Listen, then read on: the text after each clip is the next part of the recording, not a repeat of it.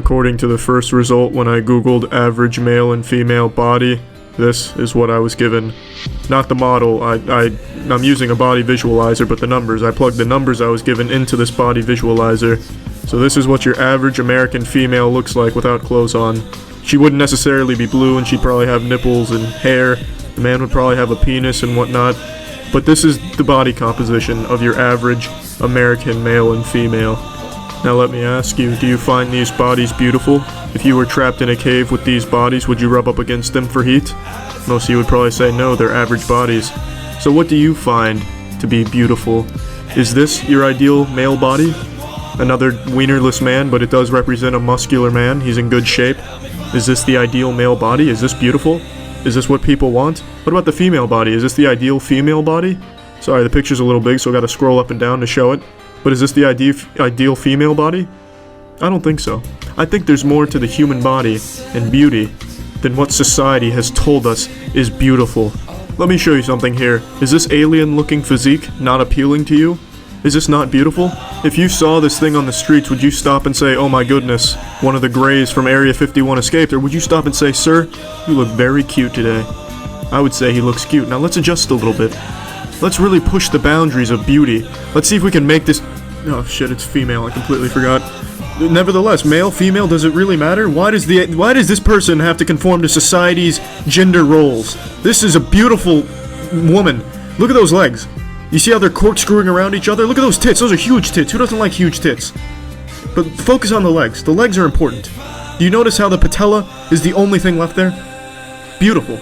If a woman wants to look like this, she should have every right to look like this without fear of ridicule and being deemed not good looking. I think any woman should be able to look like this right here. No strings attached, no judgment. Look at those legs though, they are really wrapping around themselves. And now she looks like a rotisserie chicken. Who doesn't like rotisserie chicken? This is a gorgeous woman. But I bet the majority of you don't think she's as stunning as I do, because of what you were taught growing up. Well, let me tell you. She is flawless. She's healthy at least, if nothing else. Whereas those supermodels starve themselves to look good. This woman didn't do that. She put all of her weight strategically targeting her legs. Now she can probably run faster than most automobiles. This is really fucking cool, watch this. When I deflate the titties, the mouth closes. When I inflate them, it opens it up again. It turns this completely normal looking woman into the Green Goblin. I've created a new member of the Ginyu Force. Oh my goodness, this is incredible. This looks like Siddhartha. Oh, shit. Shrugging his shoulders now, getting some trap work. I've now moved his asshole up to the middle of his back, too. I'm still using the female. I keep calling it he. This is a female. Alright, folks? Get it through your thick skulls. This is a female. Got a tongue sticking out from underneath her tits, too. Belly button got moved up about 12 inches. Absolute beauty. Let's fiddle with the average male. Kinda pudgy, right? Not your ideal body type. But what's it fucking matter, alright? This is a good-looking man. He exercises 0 hours a week. Not everyone has to try that hard to look good. Like this guy, this is a good-looking human being. Got a little shark fin sticking out from his gonads. Parasite about to bust out of his gut. Asshole has folded into itself. The ass cheeks have collapsed into some type of vortex. Scrotum's formed a propeller. This gentleman's got the body of a Greek god. Now I'm getting a little sidetracked here, showing you all these good-looking things. But the point I'm trying to make is there's more things that are beautiful than just what you see in magazines and on TV. For instance, what I'm showing you here. And if I had the option, I'd be putting hair on all of these models. I'd have this bitch right here covered in hair. I'd have his eyeballs with hair all over them. He'd be the hairiest thing you've ever seen. Oh, let's make him belly dance. Oh, you like that? Do you like this belly dancing? Do you like that? Perfect. Another great looking human being. His head is held up by that toothpick in between his shoulders. His body resembles Play-Doh that's been stepped on. He's got a piece of skin floating behind him, because it has nowhere else to go, I guess. Perhaps this man is a bit too skinny.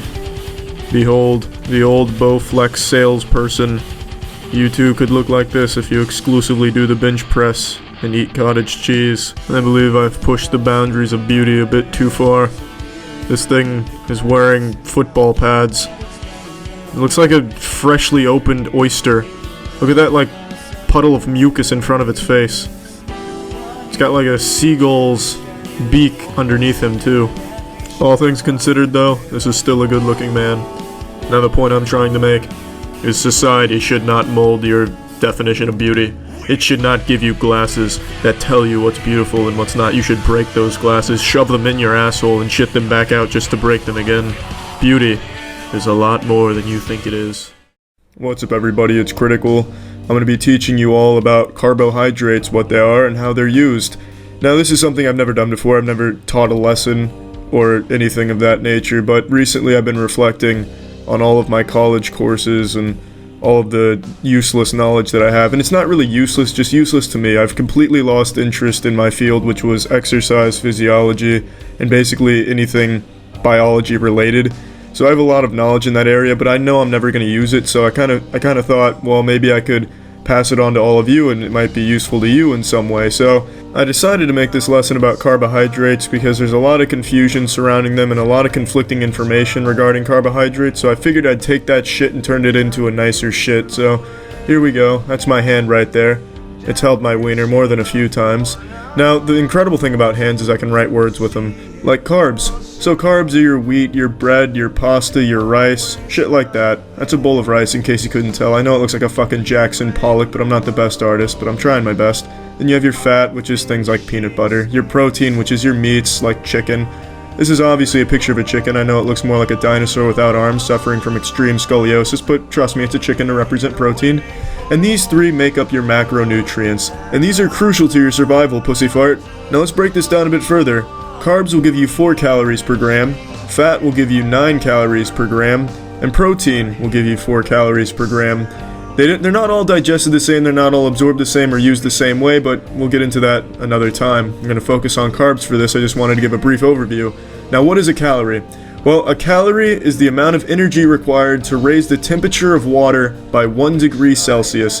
Now I don't want to go into too much detail on all this, I just wanted to briefly touch on it. So carbs are the primary source of fuel for the human body. They're the most easily used nutrient for energy. They should make up anywhere from 45 to 65% of your daily amount of calories. As clearly indicated by this drawing, it gives you some fucking energy. I know it looks more like this man's eating bread and is about to be hit by a surprise tornado, but trust me, he's eating bread and he has energy. That's what I'm trying to represent here. Now carbs are the first thing your body uses for energy, but if you're lacking in carbs, it'll turn to fat. Fat will be the second thing it burns for energy, much in the same way it does for carbs. It goes through a very similar process. Now if you don't have a lot of carbs and you don't have a lot of fat, your body will resort to using protein for energy, which it does not want to do. It is very bad at using protein for energy, and it's very dangerous to do that as well, so the body does not want to do that. Something I wanted to mention, the body only burns carbs for about 30 minutes on average before it goes, oh shit, need to save the rest of this, and starts burning fat for energy, which is why those fat burning workout plans typically have you doing low intensity exercise for a long period of time, like lifting a toothpick for 5,000 reps or throwing a beanbag at a wall for 68 hours. And it's also why the ketogenic diet is so successful, because they have you eating 0 carbs and just have you chow down on buckets full of almonds and cleanse your palate with gasoline. So you have this high amount of fat with no carbs to burn, so the only thing your body can burn is fat, which is why people get real fucking shredded when they go on the ketogenic diet. Just wanted to explain the logic behind those two things. In the words of Julius Caesar, not all carbohydrates are the same, but they're typically going to be one of 3 things. A monosaccharide like this glucose right here, a disaccharide like this sucrose here, or a polysaccharide like this starch I'm drawing. The body jerks these carbs off in different ways. It takes a lot less effort to digest and absorb a monosaccharide than it does a polysaccharide like bread, which is why doctors recommend that most of your carbs be complex carbohydrates, like my asshole. Let's talk about the breakdown of these bad boys. So this right here is you. It's gonna look like a methed out Pac-Man, but for all intents and purposes, it's you. And this is you eating the bread. Apparently you eat the bread by smacking yourself in the face with it. I'm sorry, I'm not a good artist. So when you're chewing the food, it's a mechanical breakdown. But an enzyme is also released called amylase, which helps break it down further. Once it goes through your mouth, it goes into your stomach, continues to break down in there, goes to your small intestine after that, where most of the breakdown is going to happen because more amylase is released. It eventually gets broken down into monosaccharides, glucose, fructose, or galactose. Once it's in this monosaccharide form, it undergoes something called glycolysis. After glycolysis comes the Krebs cycle, and the product of this is ATP, which is adenosine triphosphate. If you're taking notes on all this, remember to write this down. Fuck glycolysis and fuck the Krebs cycle. ATP is alright though, he's a pretty cool guy. glycolysis and the Krebs cycle are just extremely complicated, and it's really not worth understanding how they work. But ATP, that is the main source of energy for your body. That's what your body uses for energy. The cells love it, you love it, everyone's happy with ATP, as this drawing is clearly showing. So, adenosine triphosphate is used everywhere. It is what the cells use for energy, basically. So, you need ATP, and you just need it. Now, I bet you're wondering why I'm awake at 4 a.m. talking about adenosine triphosphate and carbohydrates. Well, it's because I love this shit. No, I'm kidding, I hate this shit. But you're probably asking yourself why you typically gain weight when you eat a lot of carbs. Well, that's because the energy you don't burn gets stored as glycogen in your liver. But once you run out of storage space there, that fucking Tom and Glary, that glycogen will get stored as fat in your cells when you run out of space in your liver. That's the point I'm trying to make, except I really fumbled the word, sorry about that. So yeah, that's basically carbohydrates in a nutshell. It's been a long time since I've gone over any of this information, so it might all be wrong, not really sure. I don't think it is though, I think it's accurate, but it could be. Who knows, it might be entirely wrong. But if I was an actual college professor, I wouldn't let my students leave until they said, "I hope you have a great day, Professor Steelmeat." Steelmeat's obviously not my real last name, but that's what I want the students to address me as well as faculty, and pretty much anyone else. I think it'd be really fun to be addressed as Professor Steelmeat. But yeah, that's the end of today's lesson, so see ya. What's up everybody, it's Critical. About 2 months ago I mentioned in a video that I had OCD when I was growing up and throughout my teenage years, most of my teenage years. And since then I've been getting a lot of emails and questions in general about how I was able to get rid of it or at least keep it under control. So I wanted to talk about that. So this is for anyone out there that has obsessive compulsive disorder, and I hope I can help you out a little bit. So my universe got ass blasted when I was around 12 years old. I started having these routines that I needed to follow or else I just didn't feel right. And then eventually these routines evolved into these rituals that I absolutely had to follow and could not break. And they were very weird rituals. I mentioned one of them in that video 2 months ago, but there was at least 100 different rituals. I had to sleep in a certain position on my bed. I couldn't even go to sleep unless I put on the movie National Treasure every fucking night. So I had that movie run every night for 2 years, and I'd just fall asleep during it. And God forbid if that CD ever got scratched, I just wasn't sleeping that night. I also had to make certain facial expressions when I was watching porn. This isn't a joke. And it had to be the same porn video. I watched the same porn video for I don't know how many fucking years, and I had these set times in that porn video where I had to make a certain expression or else I just couldn't jerk off. I'd have to take a 5-minute break and just let myself recuperate before I could go back at it. It was a horrible time, really. I mean, I'm kind of laughing at it now, but then it was horrible and I was miserable. At first I thought it was normal behavior. I thought to myself, well, I'm sure every young man out there is making fucking Regis Philbin facial expressions like he's on Who Wants to Be a Millionaire every time they're trying to choke the chicken, so I didn't think anything of it. But after a while I started to think, you know, this really can't be normal. I don't want to live in a world where there's a bunch of people doing these stupid rituals that I'm doing. So I googled it and narrowed it down to 2 possible ailments, the first being obsessive compulsive disorder, and the second a faulty wireless router. I thought I could confidently scratch off the latter, so I was left with OCD. Then I had this debate with myself if I should go see a professional about it, a therapist, because I was almost 100% sure it was OCD. All the pieces just fell into place like a jigsaw puzzle of anus. But then I thought, you know, they're probably going to prescribe me medication, and I didn't have a lot of faith in the medication a therapist would have prescribed me because I thought, one, the medication would either perpetuate the illness further and I would have to keep going back to them to get more drugs that would cost my family a lot of money and it wouldn't even solve the problem, and I definitely didn't want to do that. Or 2, it would make it worse because I had read that shit sometimes makes it worse. And I definitely didn't want to take that chance. I don't even know how it could have gotten worse. I guess I would have just had to follow like a specific set of steps every single day and never deviate from these specific walking patterns. I have no idea how it could have fucking gotten worse, but I didn't want to take either of those chances. So I thought it would be best for everyone if I just tried to figure it out by myself. Now, I was really good at hiding it. None of my friends knew I had OCD. No one knew I had OCD outside of my family, and even my family really didn't know the extent of it. They only knew some very small bits and pieces of it. And I feel like a lot of people with OCD are really good at hiding it, so you would never know if somebody actually has it. And that means that they don't ask for help, and I didn't either. But looking back on it, it really probably would have been beneficial if I involved some people in helping me get over this. But I didn't, and I eventually did figure out a plan that got it under control and pretty much got rid of it. So I looked at it in a big scale. I knew I was in control of my actions. I knew I was the one doing these rituals. I was making this conscious decision to do these things, and I was in control of that, nobody else. So I knew I couldn't just break these rituals, get rid of them all at once. I had to go in small steps in order to do this. So I started to break them down into smaller rituals. I started to break them down piece by piece, making them just a tiny bit shorter than they were, or eliminating some very tiny things. And the first one I really targeted was one I had with eating. I had to eat a meal at an exact time every day. I had to eat each meal at an exact time, and you started to make bargains with myself. I would eat this meal a little bit sooner or this meal a little bit later, and that was the first thing I really went after, because that was something very small that I could control every time. So I started to change the meal times up, and once I started to get those more flexible, I was eating meals 30 minutes sooner or whenever I felt like, then I started to go for the bigger ones and make those a little bit shorter. Instead of sleeping in a specific position on my bed, I would move over a little bit, or I would do this, or I would do that, stuff like that.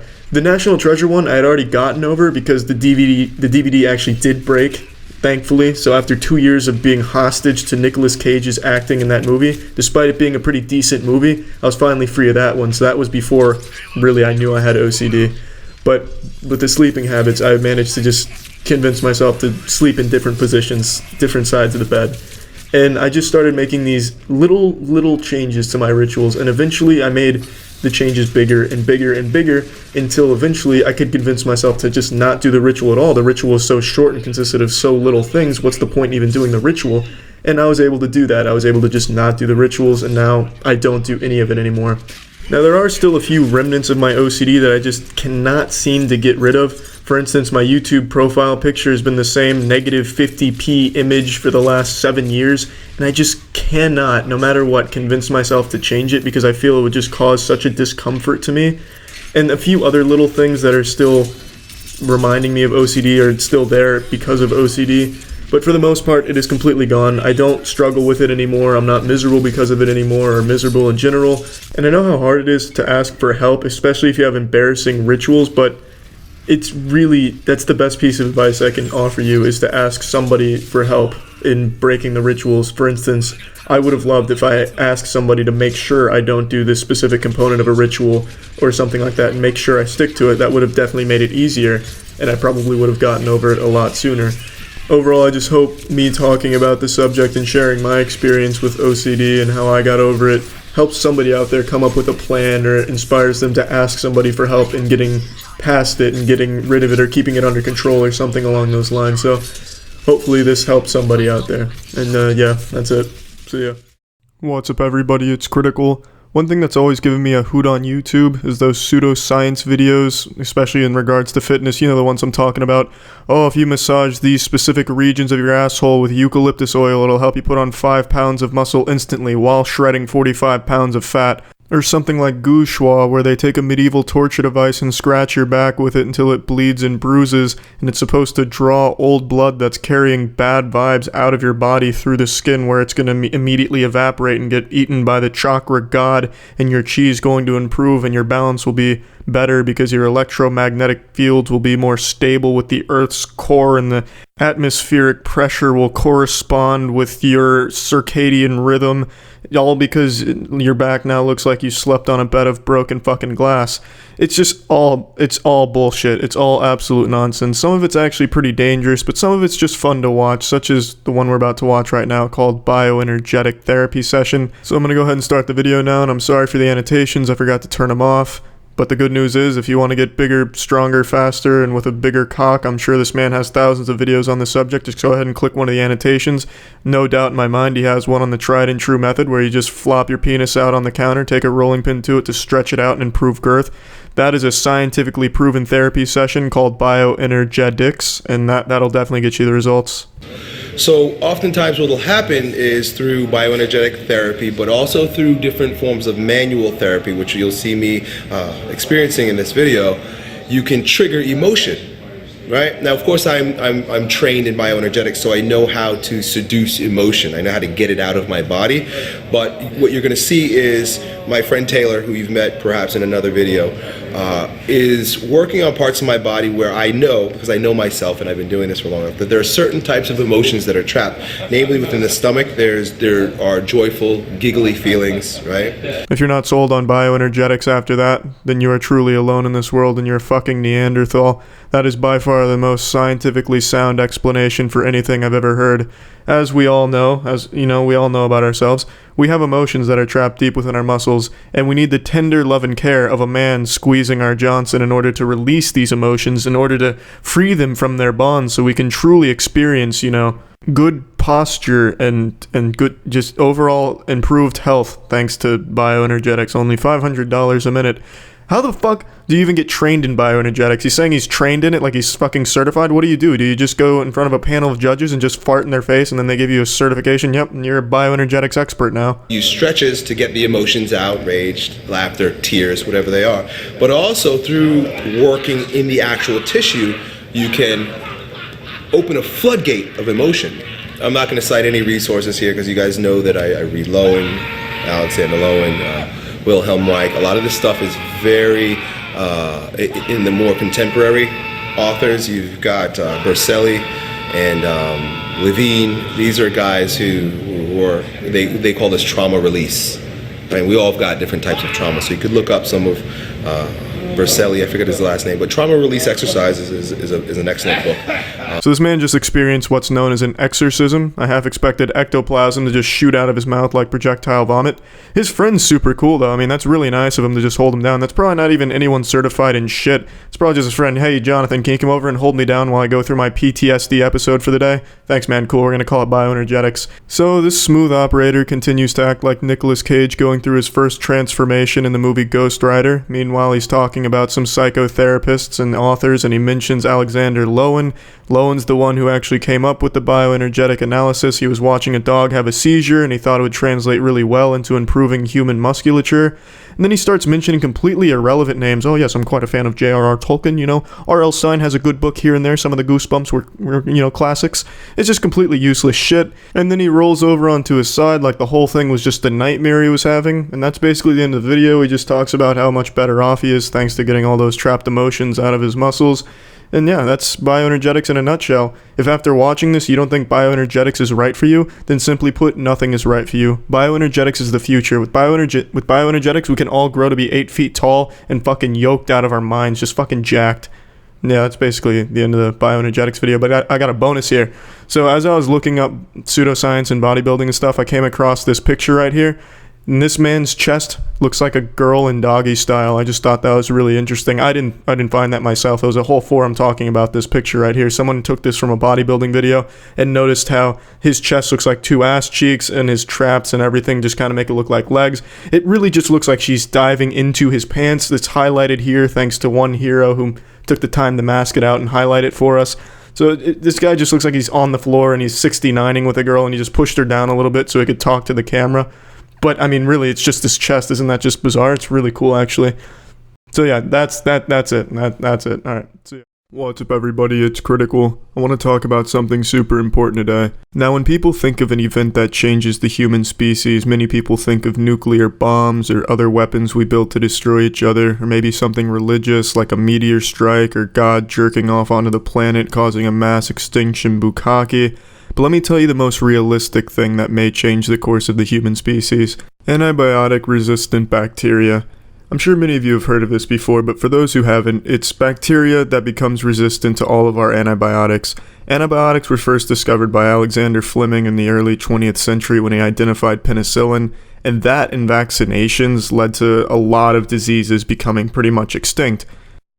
But within the last couple decades, people have gotten a lot stupider and a lot more comfortable and taken a lot more things for granted. So now you have these stupid people like the anti-vaccination troglodytes who claim that vaccinations are going to cause their kids autism and have small tits and nipples, and they just don't want that, so they don't vaccinate their kids. Then this allowed for a lot of diseases that hadn't been seen for 50 plus years to come back even stronger. And then you have shitty doctors that'll prescribe antibiotics for pretty much fucking anything. If you glue a popsicle stick to your nose and then your nose gets stuffy because of it, you can ask for antibiotics and it'll give you them.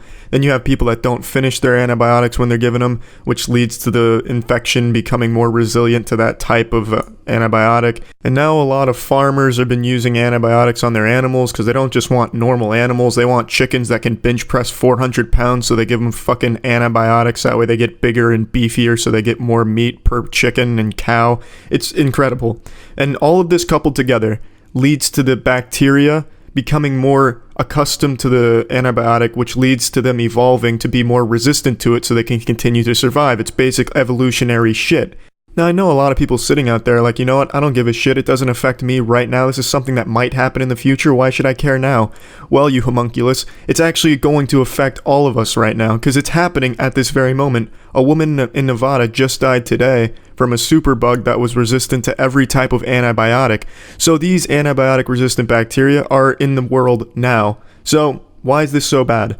Before antibiotics, people would die from the most basic shit. If you got a cut on your finger, that could basically kill you if it gets infected, because there's not much you can do about it. And it's not just injuries that might get infected and kill you. Surgery would be completely off the table. There would no longer be any surgery allowed anymore, because when you get surgery, you're given antibiotics to prevent infections from getting cut open and doing all this and that. And if these bacteria are resistant to the antibiotics, you will die from getting surgery. There will be no more life-saving surgeries because the risk is just too high.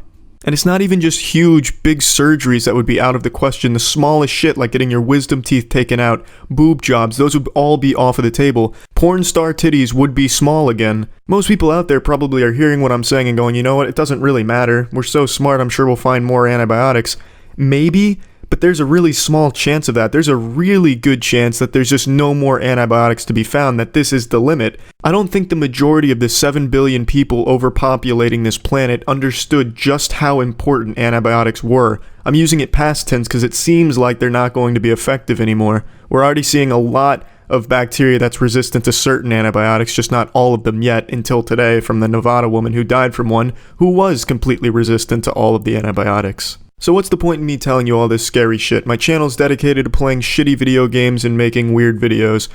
Well, the point is, maybe it'll help open some of your eyes. When you get antibiotics in the future, you'll finish the fucking dosage so you don't contribute to the problem. If you have friends or family that don't finish their antibiotics, tell them that shit's not gonna fly. Hey, Grandma Ruby, you sit those saggy ass cheeks down, I'm gonna watch you take these antibiotics each day until they're gone. Stop buying meat from places like Tyson that use antibiotics. I'm really not doing it justice illustrating just how big of a deal this is, but hopefully what I've said so far will help some people out there and contribute to the efforts to not all die from antibiotic-resistant bacteria.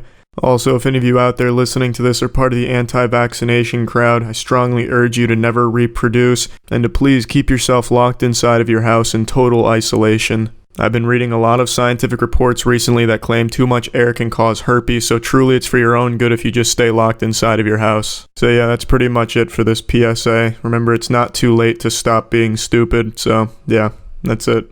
See ya. For a while now, people have been asking me to talk about food and health-related shit, you know, general advice or pro tips, life hacks, does anyone else, 90s kids, basically anything relating to this field of health, nutrition, working out and shit, because as I've stated, I graduated with a degree in human sciences, more specifically exercise physiology. So I decided, instead of talking about this in my yearly answering major questions video I did not too long ago, I would make a whole video dedicated to it and tackle all the questions that I'm frequently asked in this area. So the first thing, there's no such thing as a superfood. Please stop emailing me asking me what superfoods I'd recommend. Oh, do you recommend the enhanced mulch with added fiber blend? No, superfoods don't exist, and I want you to tell yourself that every night before you go to bed after you brush your teeth. Look in the mirror and tell yourself, superfoods aren't out there. It's like the boogeyman, it doesn't exist.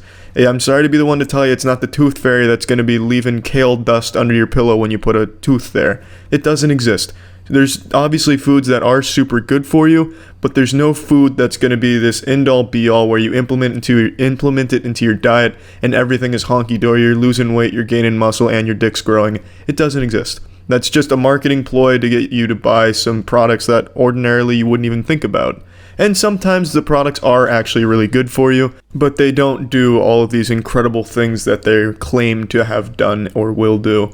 And on that same topic, I'll go to the next subject.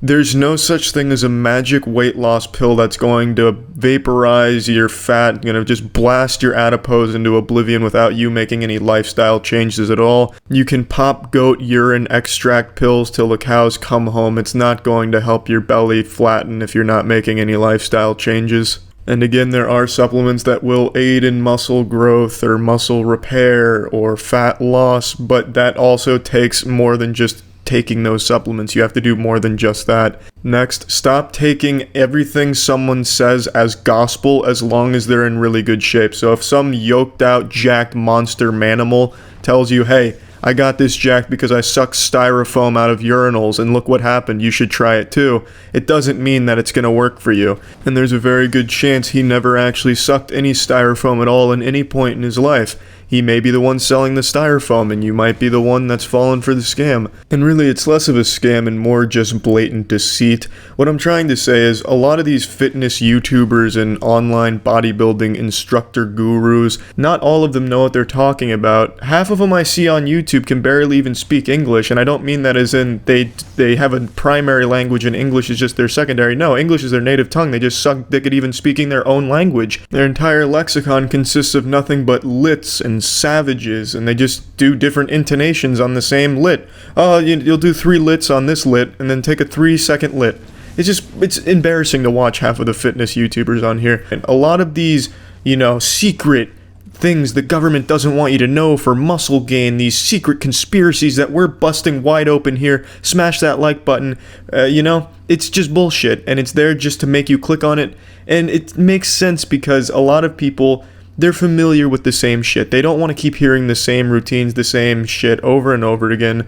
So if they see something like ancient Mayan bodybuilding technique the science doesn't want you to know about, they'll click on it and they'll probably even give it a try, no matter how dumb or dangerous it is, Let's say the ancient Mayan bodybuilding technique generic fitness YouTuber preaching about is you put your head in some sand for 2 days and 2 nights, and then when you take your head out of the sand, you're an Adonis.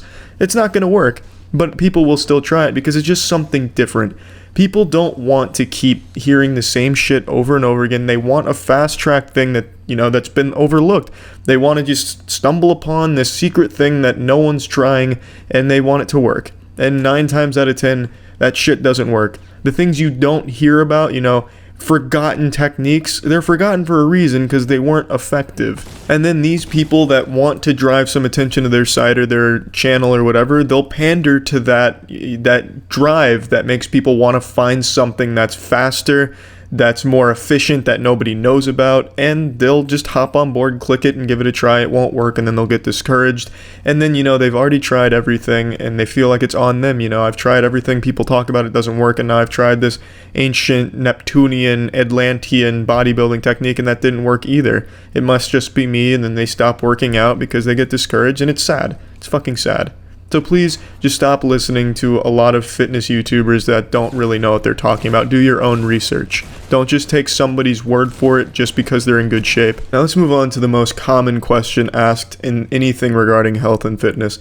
How do I lose fat? How do I get a flatter stomach? First thing you need to accept, you can't spot treat fat. You can't choose where on your body you lose fat from based on the exercise. For example, doing 1,000 sit-ups an hour, it's going to improve the strength of your abs. They're going to be a lot stronger, but it's not going to give you a six-pack if it's still buried under 10 layers of fat. You don't need to work out either if your only goal is losing weight, losing fat. That all boils down to your diet, 100%. Working out is just if you want to build muscle as well, and it'll also help with burning fat and such, because the more muscle you have on your body, the easier it becomes to burn fat. I know that's not what you want to hear, and I'm sure you've been told the old calories in versus calories out a million times, but that genuinely is what it boils down to. Just controlling how much you eat. And you can overeat if you're compensating for it with exercise and working out. You're doing jumping jacks with soft nut sacks and you're just hitting it hard out there, going for gold, going fast and eating ass. Then yeah, you can definitely eat more than normal without gaining weight or fat because you've burned those calories. Now I'm going to branch off of this subject into 2 other really popular ones that I get asked about a lot. The first being, what should I eat in order to lose weight and such? What should I be looking for? What diet? Well, I don't really like to recommend diets because that implies that it should end at some point, where what you really should be looking for is a lifestyle change or an approach to how you eat, which should translate over a long course of time. Obviously, you can keep changing up how you eat. I constantly do, depending on my goals, but a diet really implies like this ephemeral 1-hour change or something, and that's not effective. But that being said, I do recommend a ketogenic diet. And this kind of goes against what I just said. It's a bit contradictory because I only recommend the ketogenic diet until you reach your goal. And then I would switch into just eating with common sense. A ketogenic diet's one I talked about in the past. It's where you reduce carbs a lot and you increase your fat and protein intake. That's a ketogenic diet in a nutshell. It's extremely effective. There's tons of research on it, so I'd encourage all of you out there that are curious about it or even thinking about trying it to do your own research and see what you think. There's definitely a lot more reputable studies on ketogenic diet than a lot of other stupid ones that fitness YouTubers present, like, oh, hey, I'm generic fitness YouTuber 19. Here's my diet recommendation. It's called the Coca Duty. Here's some research, and they link to like fucking mcdonalds.com/research. It's just, there's real studies on keto diets, and I do think they're very well conducted for the most part. Another one that I'd also recommend that's also extremely popular right now is intermittent fasting. That's where you eat for 8 hours, fast for 16 for the most part. Some people do other numbers, but you're fasting for the vast majority of the 24 hours, and you get all of your meals in a short period of time. The idea behind that is when you eat all of your meals close together, you give your body so much more time to digest it and focus on other processes like building muscle if you're trying to get muscular. It makes sense, and there are a lot of studies to corroborate its efficiency, so I'd also recommend that as well and to do your research on it. Now, these two are bad examples because I don't think these are things people could do for the rest of their lives, and I think what most people need is a lifelong change in the way they approach food.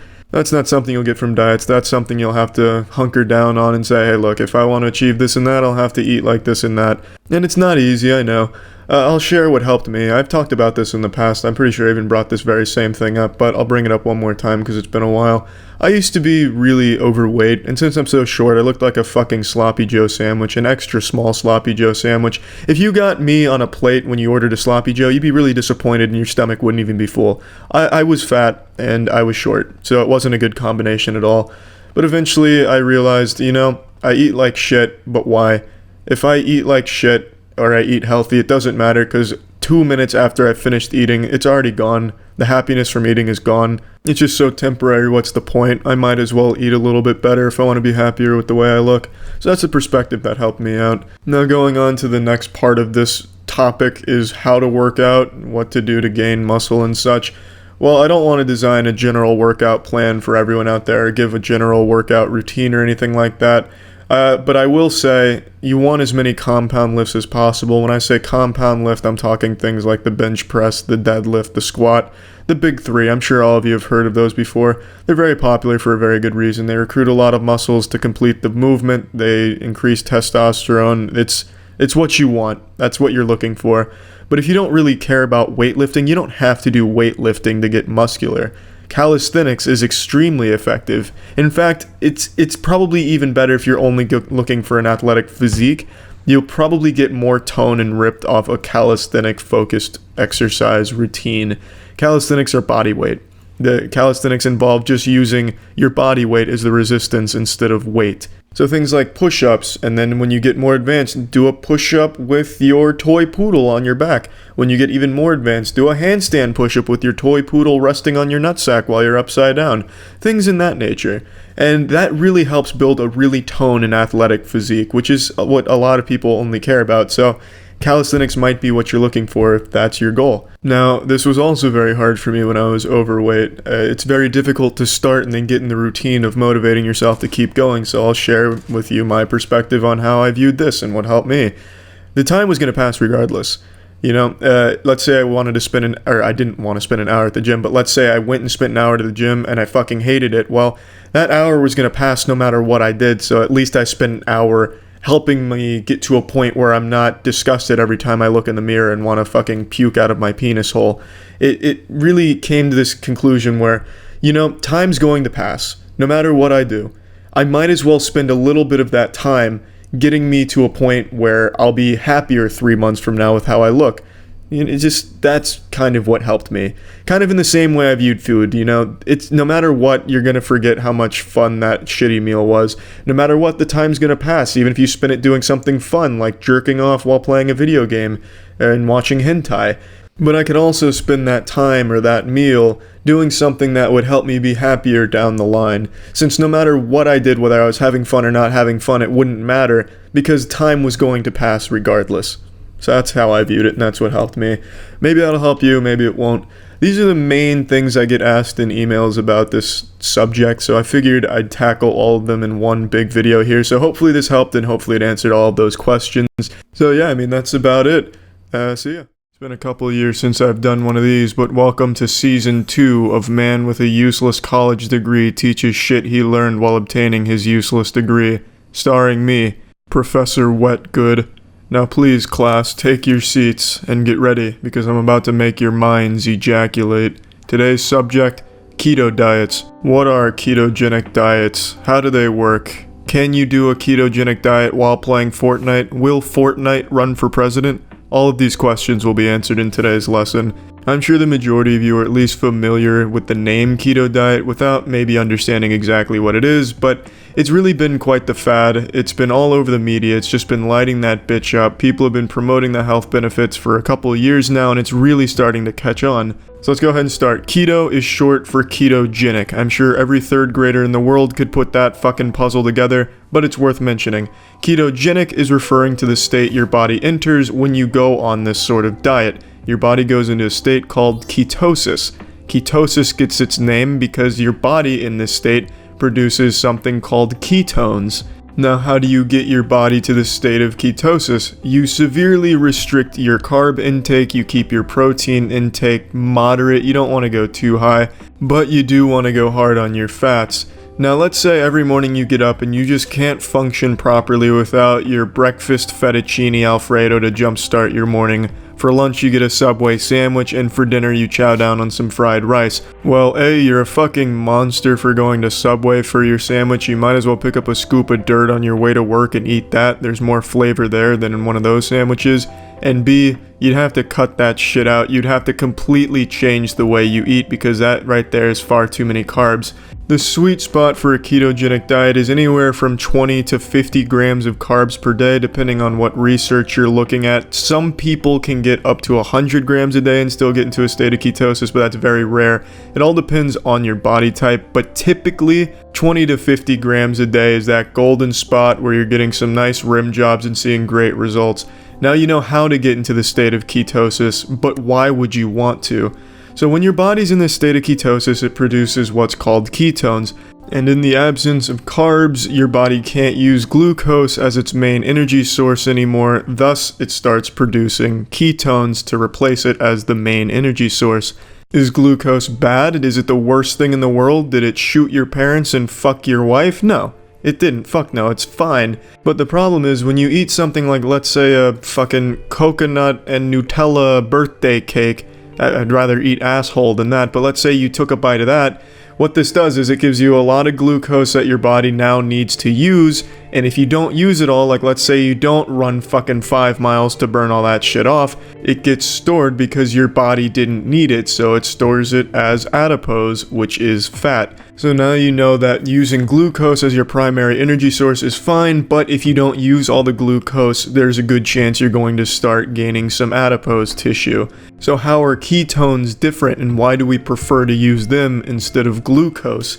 Well, first of all, ketones come from the breakdown of fat in the liver. So instead of using glucose, you're using fundamentally fat. You're using your fat as your energy source now. Now the next natural question becomes, why doesn't our liver naturally just break down fats? Why do we have to be in ketosis to really kick that shit into overdrive? It's because of the insulin levels. When you take something in, like the example I gave earlier, a coconut shit cake or whatever the fuck it was, your glucose levels go up, but so do your insulin levels, because insulin is responsible for transporting the glucose throughout the bloodstream. When your insulin levels are high, it makes it very hard for your liver to break down fat, if at all. So when you enter ketosis and you're not digesting coconut stinky shits, your insulin levels are dropping as well, which in turn makes it so your liver can break down the fats more easily. So once again, just to wrap that all up and put a pretty bow on it, in essence, you just start using fats, your fat, as your energy source. Now you know what ketones are, why they're a good thing, now you know how to enter ketosis, but now let's talk about some of the things a lot of people make mistakes on when doing a ketogenic diet. The biggest one, and definitely for me personally, this is where I fucked up big time doing keto, is your protein intake. It has to be moderate. It can't be super high. And the reason for that is when you have so much protein and you don't have any carbs coming in, your body starts breaking down protein as its energy source, and this process is called gluconeogenesis. This is the last fucking thing you want. You'll start looking all noodle-armed and noodle-dicked because your body is literally eating away your lean muscle mass. So you have to be very careful when taking in your protein. You have to be very mindful. You keep it at a middle ground level. I can't really give you an average number because that's going to vary from person to person drastically, depending on a lot of different characteristics. Another big common mistake is eating fruits. Fruits are pretty damn high in carbs. You have to pretty much avoid fruits when on a ketogenic diet, which not a lot of people expect or really know how to adapt to, because you grow up being taught that fruits are some of your best friends, but sometimes you gotta leave your friends behind so you can chase your dreams. And in this case, that's exactly what has to happen. And the last huge mistake people make on a keto diet is not getting enough of the right fats. If you're not taking in enough fat, you're not going to be burning fat. You're just not going to really be succeeding in a keto diet. So you have to make sure that you're eating a lot of fat. And for some people, that's pretty hard because you grow up being taught that fat is the schoolyard bully, the playground bully that's just going to shove your face into the mud pies and make you fat. Which I'd like to say right now is 100% bullshit. Fat does not make you fat. That myth was started about 50 or 60 fucking years ago when obesity really started to become a problem because of all the sugar in the food, and people started to take notice. So then companies that used a lot of sugar in their shit-ass products started to shift the blame onto fat instead of the sugar to keep sugar looking innocent, and for some reason that still persisted where people think fat is an inherently bad thing. So to put it in Harry Potter terms, the Harry Potter universe, fat would be the Professor Snape.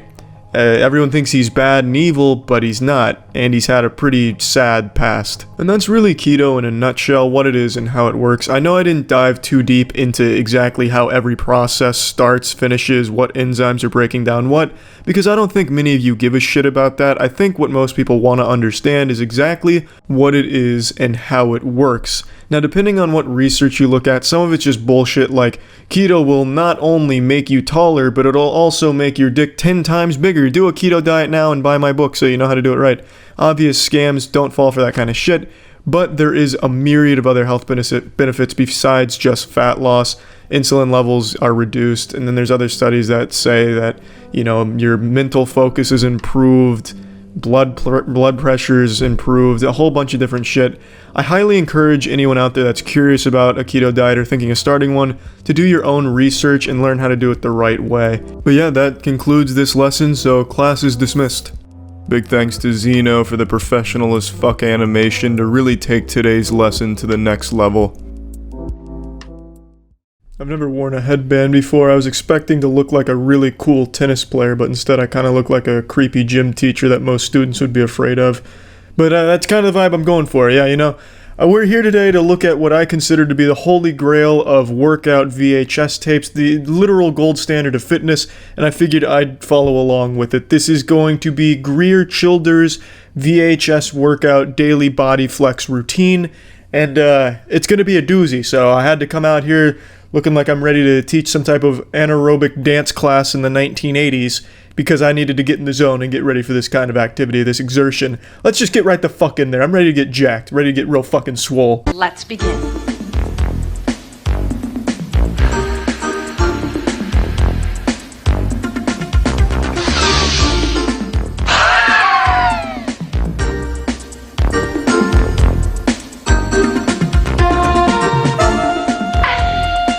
Textbook form there, Greer. Looks like you're about to vomit. I imagine that's probably what it looks like to your toilet if you're bulimic. It seems difficult to master, though I can see why it would be very efficient in building muscle very quickly. Also, as a form of cardio, it's probably shedding a couple hundred calories per rep. So I'm just going to do my best to emulate what she's demonstrated here, though I don't think I can reach that level of mastery.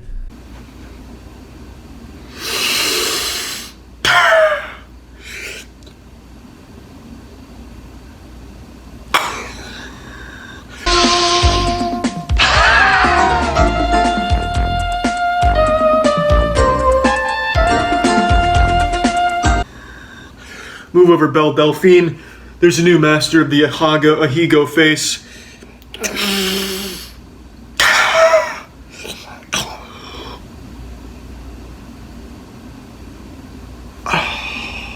God. Feeling the burn already, baby.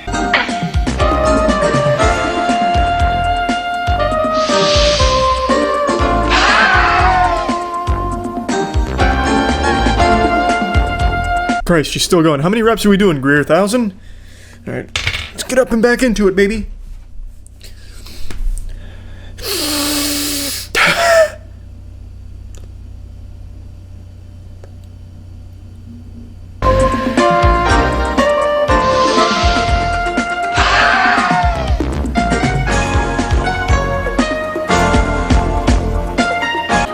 Okay, now the neck.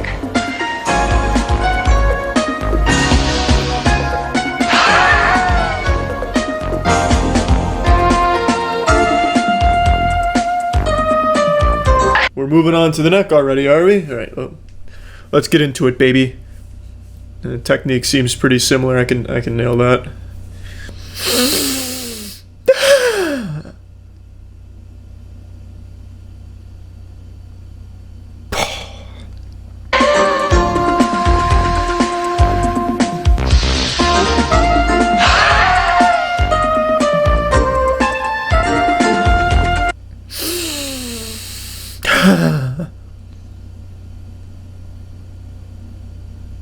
Oh, that's a good stretch. That's a good stretch.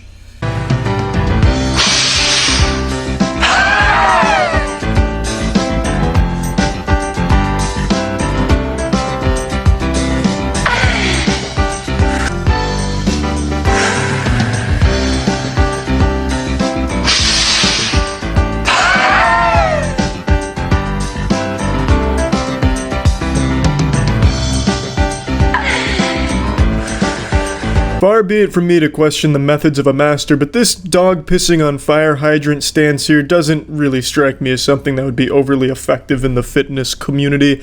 Now, I could be wrong, and if I'm wrong, then may God take a fat shit in my own pants for me, but I'm just going to say I'm not going to do that. One, A, I'm probably not even flexible enough. I'd probably tear 5 hamstrings, and B, I just don't want to. It's just, you know... I'm all about pissing on fire hydrants, don't get me wrong, you know, I'm all about that life, but, you know, for fitness, not really. Hobby, hell yeah, but I'm not going to bother with this one here, Greer. Let's just move on to the next one. The diamond for your upper arms. Round your back, fingers together, and press.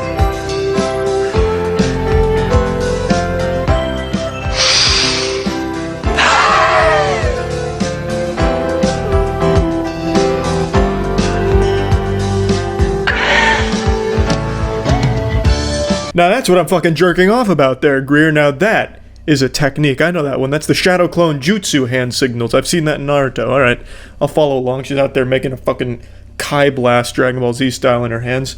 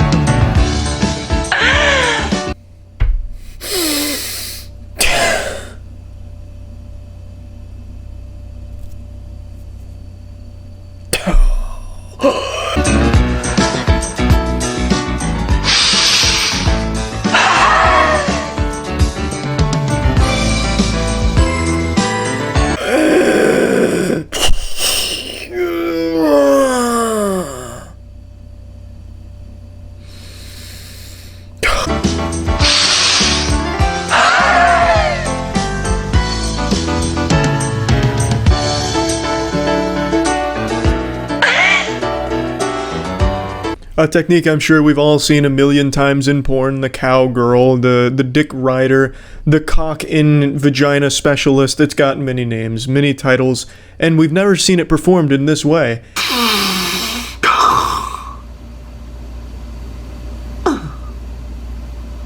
Oh, that's a good one, Greer. Yep, that felt great. Nice and limber now.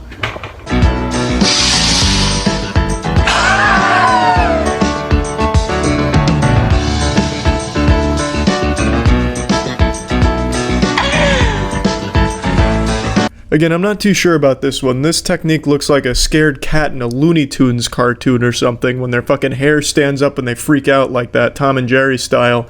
You know, I just don't see this being effective either, though something seems to be very wrong with her spine. That looks like a third titty popping out of her back. Fast results in the least amount of time, living the most normal kind of life. Body Flex, a one-time process that lasts an entire lifetime. Again, Greer, I don't mean to step on any toes, not trying to drag my asshole across a cactus or anything here, but this isn't exactly what I would consider normal life if you're doing this every day exactly this way, with these weird facial expressions. You do this at a public gym, you're not going to get very many approving nods and thumbs up from the patrons there. You're going to be getting some ridicule, getting laughed at and put on Snapchat or Instagram or something, Barstool Sports. It's not the most normal of routines, not to say it won't be the most effective of routines. You could get fucking jacked off this, what do I know, Wei Min. You could be the biggest man on the block solely from using Greer Childress's Workout VHS tape here. I don't know. All I know is I felt the burn, and tomorrow I wouldn't be surprised if I woke up at least 5 inches bigger on my biceps and chest, and probably about 2 inches bigger on my penis. So thank you, Greer Childress. That's it. See ya. This episode was brought to you by Displate.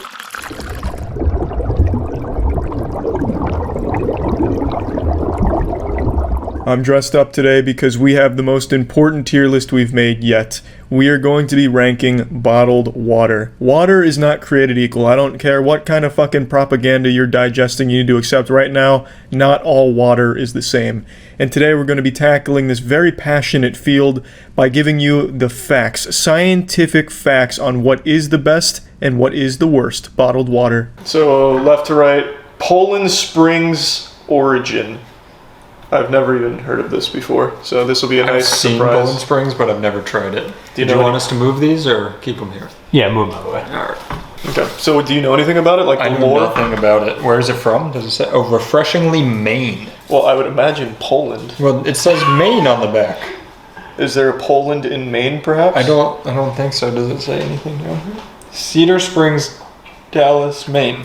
I bet you Maine has a large Polish population. Maybe. Oh, I almost drank right out of the bottle. Sorry. Yeah. All right, I guess we should smell it once we pour. Yeah, sweet, pretty sweet aroma, a bit playful on the senses. Mm-hmm.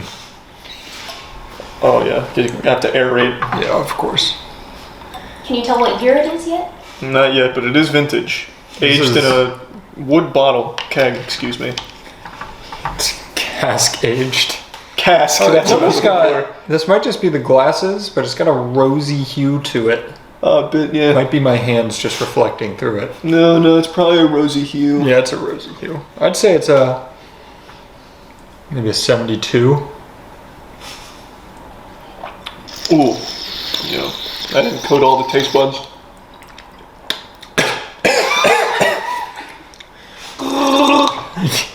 You gotta cough it. Yeah, that's when it really brings out the latent flavors. Well, I gotta tell you, Matthew, the Polish know what they're doing with their springs. I'm shocked. I don't know why it's in Maine, but I'm shocked with how great this is. Are you getting a hint of chlorine as well, or just me? There's some chlorine coming out. A little bit, yeah. Is that arsenic?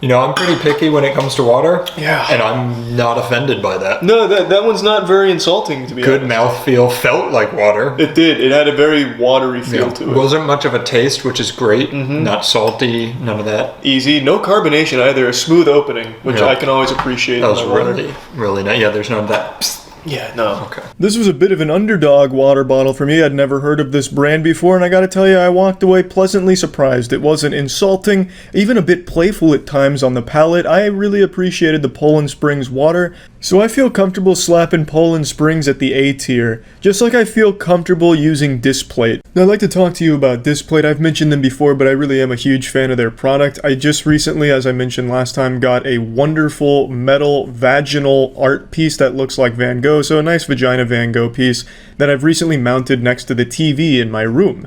Just that way I'm always looking at high quality art when I'm watching TV, And I really can't stress enough just how high quality the products are. It mounted in seconds. It took me literally like 5 seconds to mount, and it hasn't moved an inch in the entire time it's been there. I even threw a dildo at it to try and suction cup it to the vagina because I thought it'd be cool to complement the piece.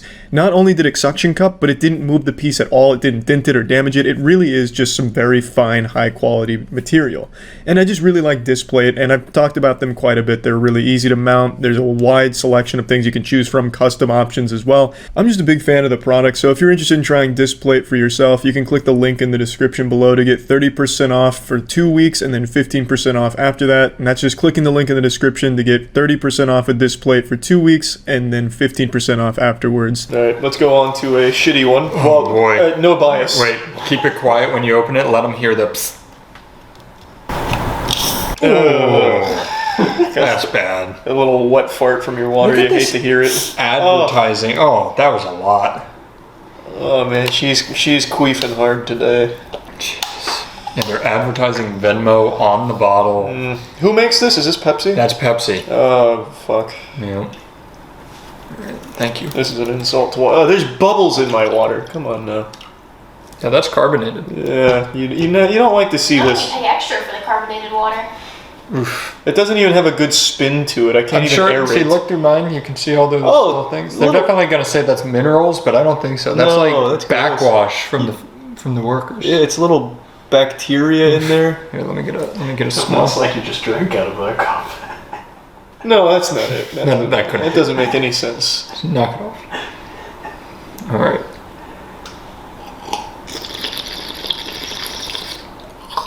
Oh, it's very heavy. Well, it's like steel in your mouth. Ugh. Why? It's not smooth. And it's not even that it just has a flavor, it's a bad flavor. Yeah, it's a yucky flavor. Is it Dasani or Aquafina that was banned in the UK? Do you remember? Probably both.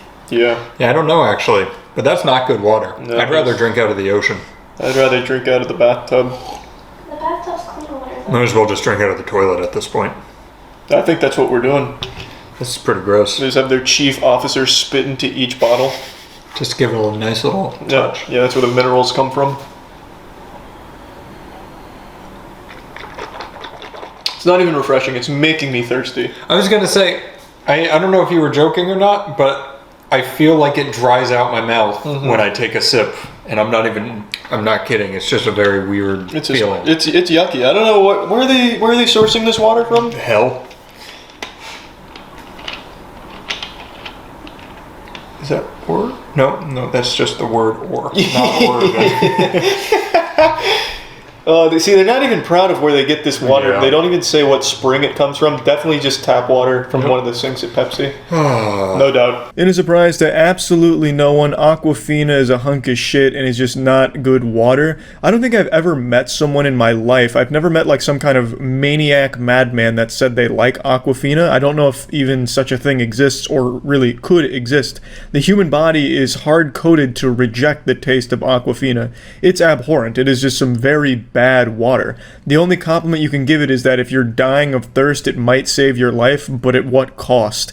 It's really not good. I don't know who's drinking it. I've never had an experience where someone's like, hey, I'm gonna go get some water from this aisle over here, and they walk back with Aquafina. Like, the only time you'll ever see someone reluctantly taking Aquafina off the shelves is during like a hurricane event where it's a crisis and everyone's buying out all the water, but naturally they all leave the Aquafina because even during an emergency no one really wants that. So Aquafina, it's a D tier, and let me tell you why it's not F, because there's one devil even worse than Aquafina, and you're gonna see it on the list soon. Alright, On the left side. Fiji. Fiji's This was the most expensive one. This is some bougie shit. I remember hearing about Fiji water a long time ago. Earth's finest water, and it's bottled at what source? Oh, In Fiji. Fiji. It's Fiji Islands. Well, it's even got a whole little fan fiction. Earth's finest water on a remote island over 1,600 miles from the nearest continent. Tropical rain slowly filters through volcanic rock into a sustainable ancient artesian aquifer. Drop by drop. Fiji water acquires natural minerals and electrolytes that give it its significant, soft, smooth taste. Perfected by nature, there's nothing on Earth quite like it. All right. Am I gonna hear a hiss? Oh wow. Good lord. All right. You gotta work hard for Yeah, good you gotta things. really try and I'm listening. get some elbow grease.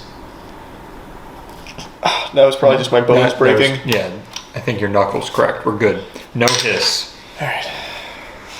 Nice. After those claims, I'm skeptical, but I'm excited. Matthew, look at how clear that water. I can see the future. There's no through rosy here. hue in that one. Oh my! Here, let me get some. It's like my prescription on my eyes through this thing here. It's a Do you beautiful. have a prescription? A slight one, yeah. But this will probably cure that. That does look really nice. There's no Pepsi spit. Yep, nothing. No This- mineral bubbles. This squashes Danny's claim that it was my own backwash. That came from the bottle, not from me. Oh, that is smooth. That is smooth. Some pretty good one here. Cheers. Yeah, that'll hydrate you.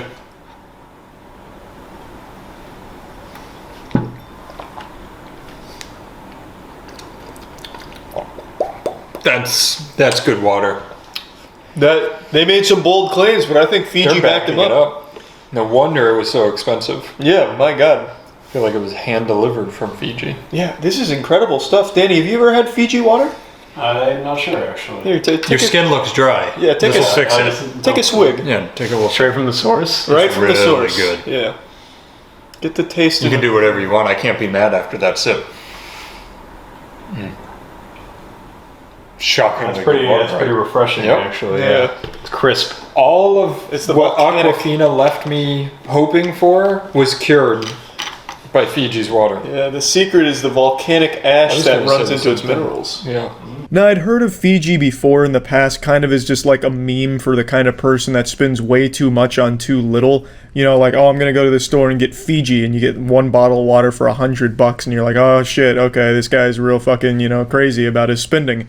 But Fiji, it's good. Like it lives up to that reputation of being like an expensive quality water. Fiji was really fucking good. I have no complaints about it. I think that is an easy S tier all day. Now, I've never heard of this before. Evian, made by the French Alps. Now let's see where it's bottled. Yeah, I love the design of the bottle. It is. It looks like a cracked egg. It's supposed to be mountains, but I really like the look of it. I think it's supposed to be glaciers. No, Well, actually, I don't even know why I'm saying that. it's an egg. Yeah, I don't know what glaciers look This like. is egg water. Now, the cool thing here is they show you the breakdown on the electrolytes and mineral composition. That is pretty cool. Yeah, I don't know if you're able to see that clearly, but Well, I don't know if Danny's qualified to interpret these pH numbers. Yeah. Like, this is... What a balance. do you have a PhD in chemistry, Danny? Yeah. Okay. Oh, then you're qualified to drink Evian. There's 360 bicarbonates, 14 sulfates, That is double the normal sulfates. 15 silica. That's concerning. That is actually a lot of silica. I don't know if I can put this on my body. It feels like a toxic amount of silica. 7.2 pH. I love the pH balance. Hopefully no carbonation. What are you, There we go. Childish Gambino? Does he? That's a line from his song Sweatpants, or Sweatshirt. No, I can't Something say I've heard sweaty. that one. It's a good pour. Also pretty clear. Yeah, it's you can tell the difference between this and Aquafina. Like, I just want to pull Aquafina back out. Shame it again. Look how shitty it looks even. In the bottle sucks. Yeah, I know. That is Sorry, gross. we're on heavy. That is a gross water. I wouldn't let my dogs drink Aquafina. That's like from a commercial where you see it running off the mountains. Yeah. Here, let's close that up. It does look like another high quality piece of water. You can really see the silica. Yeah, that's a lot of silica. I'm still concerned about that, but Yeah. I think we'll be okay. Have you been taking your vitamins? Yeah. Oh, Well, we're fine. I might OD on this though. Ooh, she's got some character to her.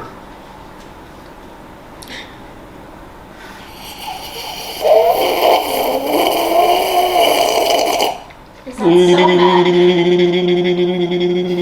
so Got a player like the harmonica. Oh, there it is. There, that brought it out.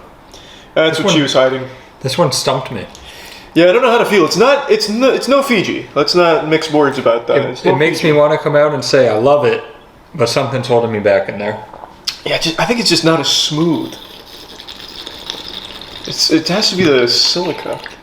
Yeah, it's not bad. I mean, you even get the chemical breakdown down here. Yeah, I don't even know why I can tell you that it's not the best, but it's not the best. Silica's what's coming in those little packets in department stores, right? Yeah. This tastes like a Dillard's. That was my first thought as well, too. What's really selling me is that it's carbon neutral. I mean, so you can feel good while hydrating. I don't hate it. I also don't hate it. I think that's a comfortable B tier water. Yeah. I'd even be comfortable going B+, but Yeah. for Jackson's sake, we'll stick with B. Yeah, teetering on A, but Yeah. I don't think it quite It's breaches right A. on that line. Another newcomer to the water game. It was a pleasant surprise, a decent experience. I do say it was one of the better waters. It was teetering on the A tier, but I don't think it quite breached that threshold. I think B tier is right where it belongs. It's a very inoffensive, standard, decent quality water. Do you want Zephyr Hills now? Yeah, it's like just to really Yeah. cleanse the palate and get something that we know was built by the gods here. Yeah, I've lived off Zephyr Hills for 26 years. Anybody who says Zephyr Hills isn't the best is wrong. Like, objectively wrong. Just And- smooth pour, didn't even Look, hear anything. The best thing about this is they are confident. They know it right off the bat. You buy their bottle and they tell you they're not a trash water. That's exactly right. I'm not trash. I'm not trash. No siree, not today, Dad. That's confidence.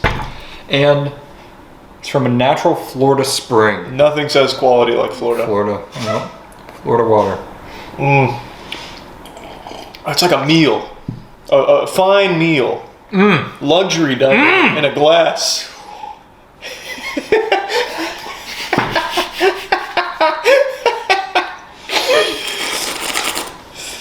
That's really good water. It gets you hyped.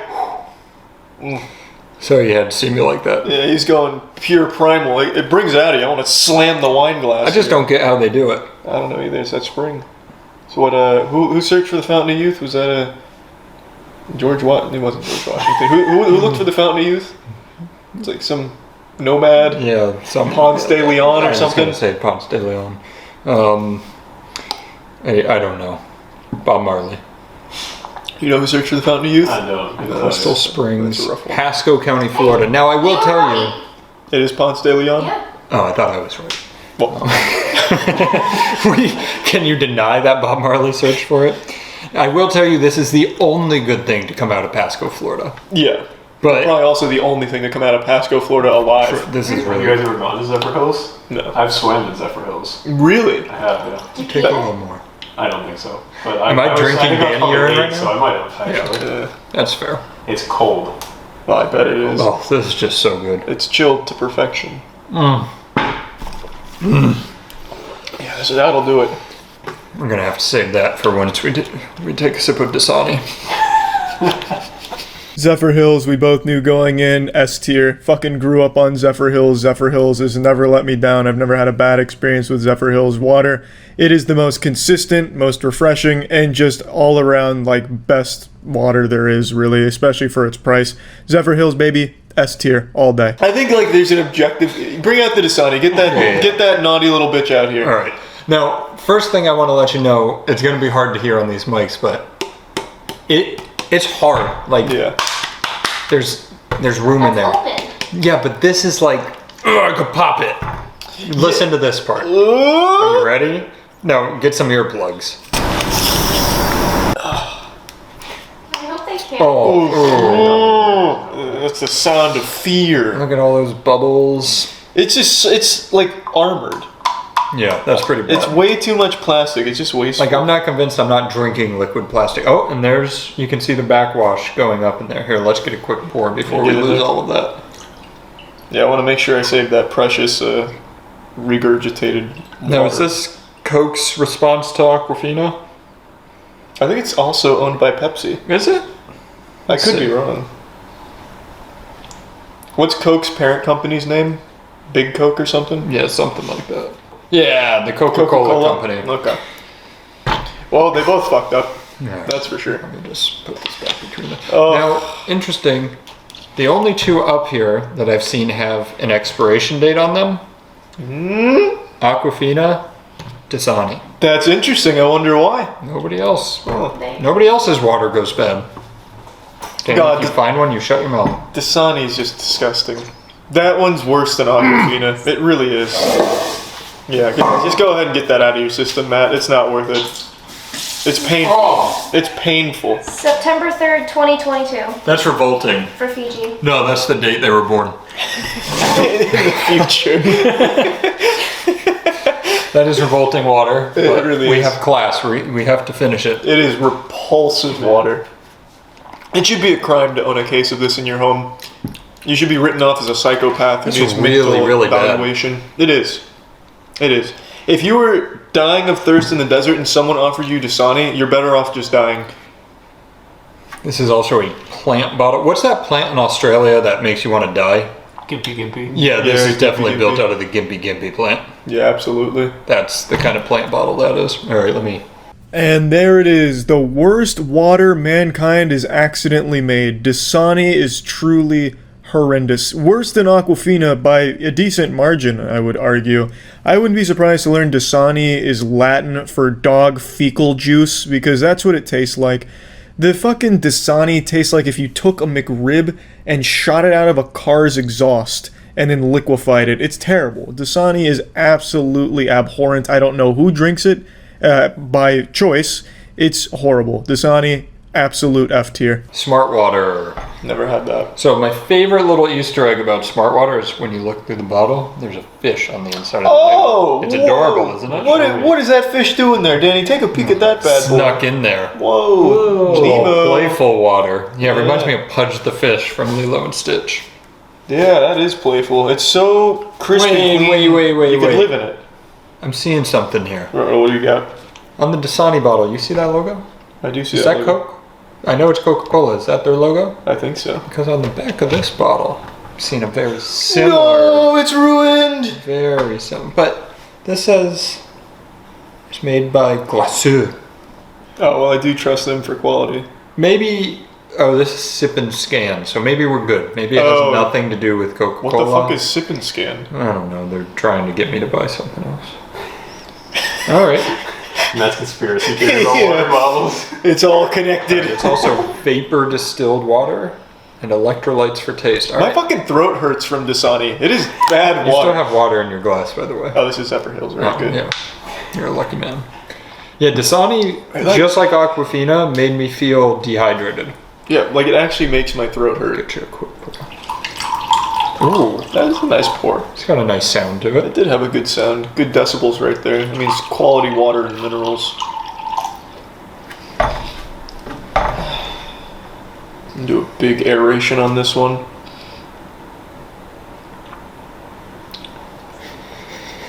It's got a smell. Most water doesn't have a smell. It's got a taste too. Yeah, the last thing you want in your water is for it to taste. Yeah. I'm not convinced that logo doesn't mean Coca-Cola now. Yeah, I honestly think that's just Dasani if it was on meth. This is meth Dasani. Yeah, it's like Dasani Light. I think we might have to put meth in Dasani to compare. That'll solve it. Yeah, it's not good. Yeah, that is not good. I'm looking it up. I'm not convinced Coke doesn't make Smart Water. Oh, here's where it comes in. What is it? You let me know. Listen to this dog shit. We took inspiration from our puffy white friends, clouds, and created pure vapor distilled smart water, trademark, with a purely balanced pH. Then we one-upped nature and added electrolytes for a crisp, clean taste. Nobody one-up nature. You can't one-up nature. It's literally impossible. Now let me drop a bomb on you. Yep. Glaceux Smart Water is a brand of bottled water owned by the Coca-Cola I Company. knew it. It's all connected. Can you say that first word again? Glaceux. I took 5 years of French. Ambassadors include Jennifer Aniston and Gal Gadot. Oh my god, they're all in on it. Jesus. How deep does the corruption go, Matthew? I think it's based in Scientology. I honestly. wouldn't be surprised if Bill Gates is behind that. It might be. And the garbage. Smart water, my ass. That's a D. It's a D because it's not as Yeah. bad as Dasani. or We could Aquafina. taste that it was a Coca-Cola water from the get-go. Yeah, Matt sniffed out the truth. It was bad. Sick to my stomach. Never had smart water, never will again. Wasn't good. Not as bad as Aquafina or Dasani, but it's still D tier. And again, Aquafina I don't think is as bad as Dasani either, which is why Dasani is alone in the F tier right now, even though Aquafina and smart water are both also absolute fucking garbage trash. It's just Dasani is so fucking bad. It needs to have a category all to itself as like the absolute lowest point water could go.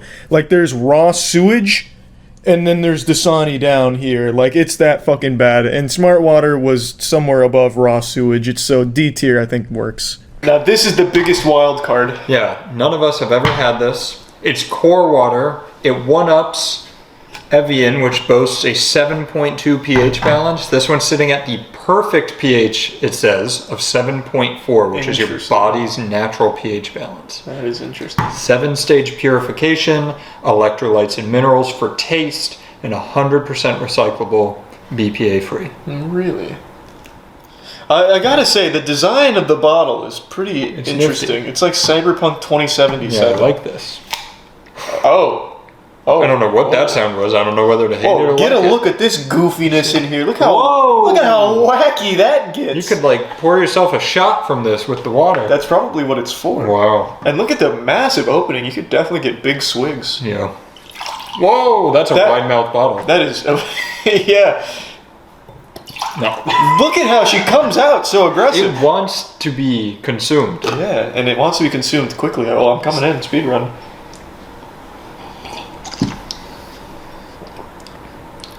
Well, it's got a taste.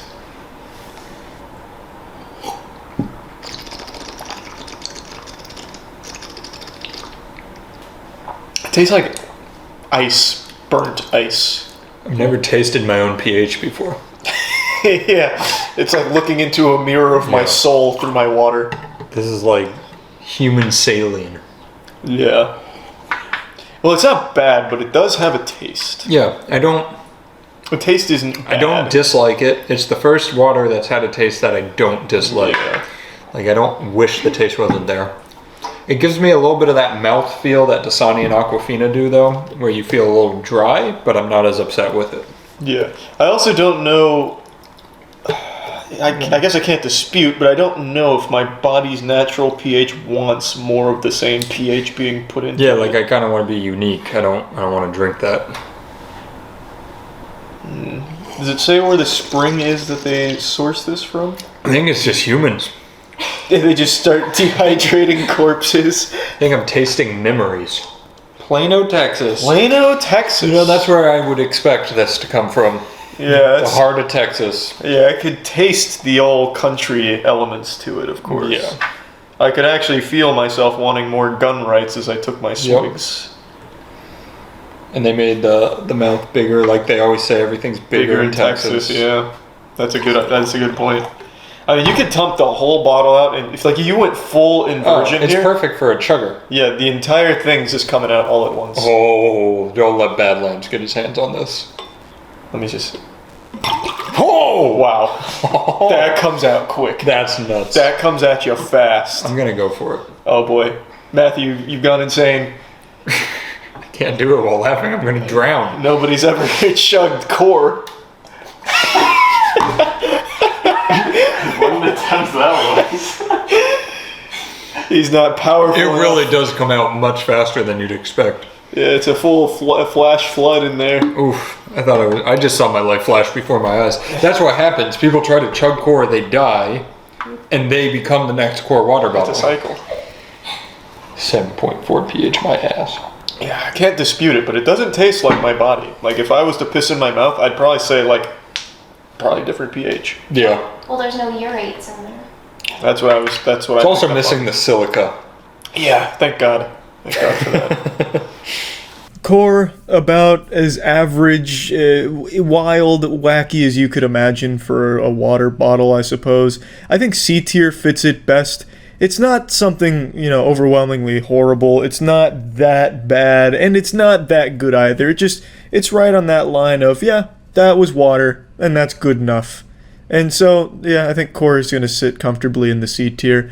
So that's about it. These were the most popular waters that we could find at the gas station. So yeah, I mean, that's about it. So yeah. In elementary school and middle school, there was a boogeyman that left many children dead and broken, and its name was the Presidential Fitness Test. It was a fitness test that could make even the most seasoned professional athletes question their faith in God. It must have been designed by Satan himself. The shit was absolutely brutal as a child. It was like designed to turn children into super soldiers like Captain America. But I figured that now that I'm older and at least twice as powerful as an 8-year-old child, I could probably tackle the presidential fitness course. So I got my friends together and we decided to go through it, and it was absolutely fucking brutal still to this day. So the first step on the path to becoming a superhero and the president is by running a mile, which I haven't done probably since high school, so it's been a little while. We measured out a mile in the warehouse, and we were ready to get after it. That's probably at least 6 feet, right? 75. Nice. 50 plus 75, Matt, what is it? Well, the problem is that side's not equal. You'd have to do 26.4 That laps. sounds a little more accurate. Okay. About. All right. I think Andrew's gonna win. I don't know if I can even run that long. We'll see. Yeah, I'll try. it won't be me. I'm just gonna come out and say there's not a chance either of you beat me in a mile. I have to run jeans. You don't have laces on your shoes. Yeah, they're running shoes. I've watched you pull your shorts up like 8 times today. That's because they were weighed down by my phone, Right. which I will take out for the mile. I'm just saying from what I've seen today, I thoroughly think I have the advantage. So how are we gonna keep track? Just in your head. But I'm sure we'll be keeping around the same pace. I think Matt's overestimating himself. All right, Matt, you count, and they'll just, I'm sure, stop when you're done or something. No. We're all gonna finish the presidential fitness test and be like the president's This is a nice chosen little like warriors. police lineup with the grate behind you. It's like the lines. Looks good. All right, These men are wanted for committing a mile. All right, are you guys ready to go? yeah. I guess. Are we like sprinting or Oh, endurance? I'm going for a good time. You're shooting for the best time, Andrew. So Oh God. I had a cookie. I'm feeling good. I feel like you guys are gonna burn out early, and I'm going for endurance. are you guys ready? I'm ready. On your marks. Looking like I'm gonna sprint into a mile. I haven't ran Get in not set. years. Go. Ooh, get out of my fucking way!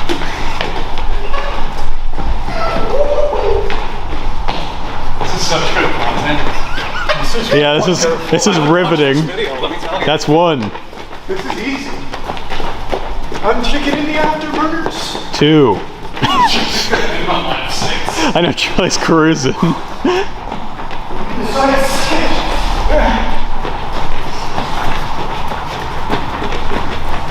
I don't want to do this. Neither do I. Charlie's on 3. That's 4. How we doing? I'm feeling good. I'm starting to hurt a little bit, but I just need warming up. The joints getting into place. How are you guys doing? Your tag team in it. We're keeping each other going. It's hard when you're in jeans. Matt can't even talk. And when you're this handsome. Oh no, I'm good. I'm thinking. Okay. The cogs are turning. Oh Lord. I don't know what I've been told. Oh no, I've been told. Bring him on easy. Bring him on back. Bring him on easy. What lap are you on? I think it's 9? Okay. Like you just finished 9 or you're on 9? I can hear Charlie fading.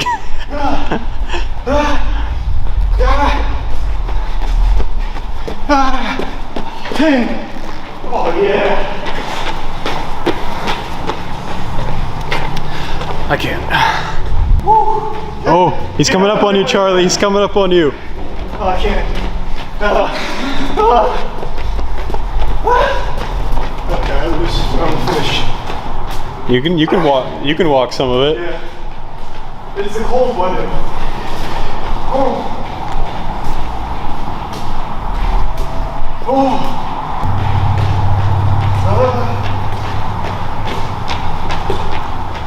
Charlie hit 11. Woo!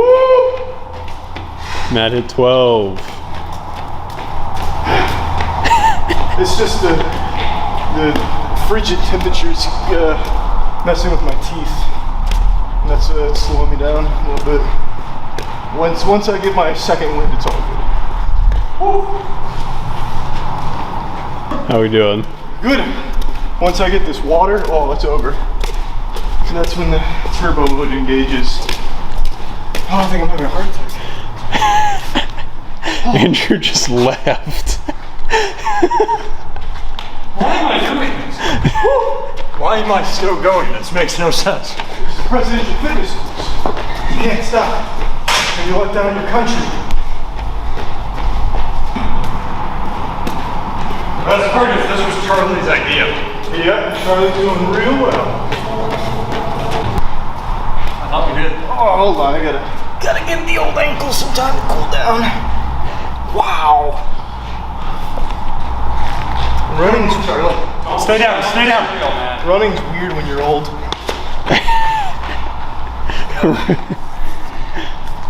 That's what I needed. I'm back.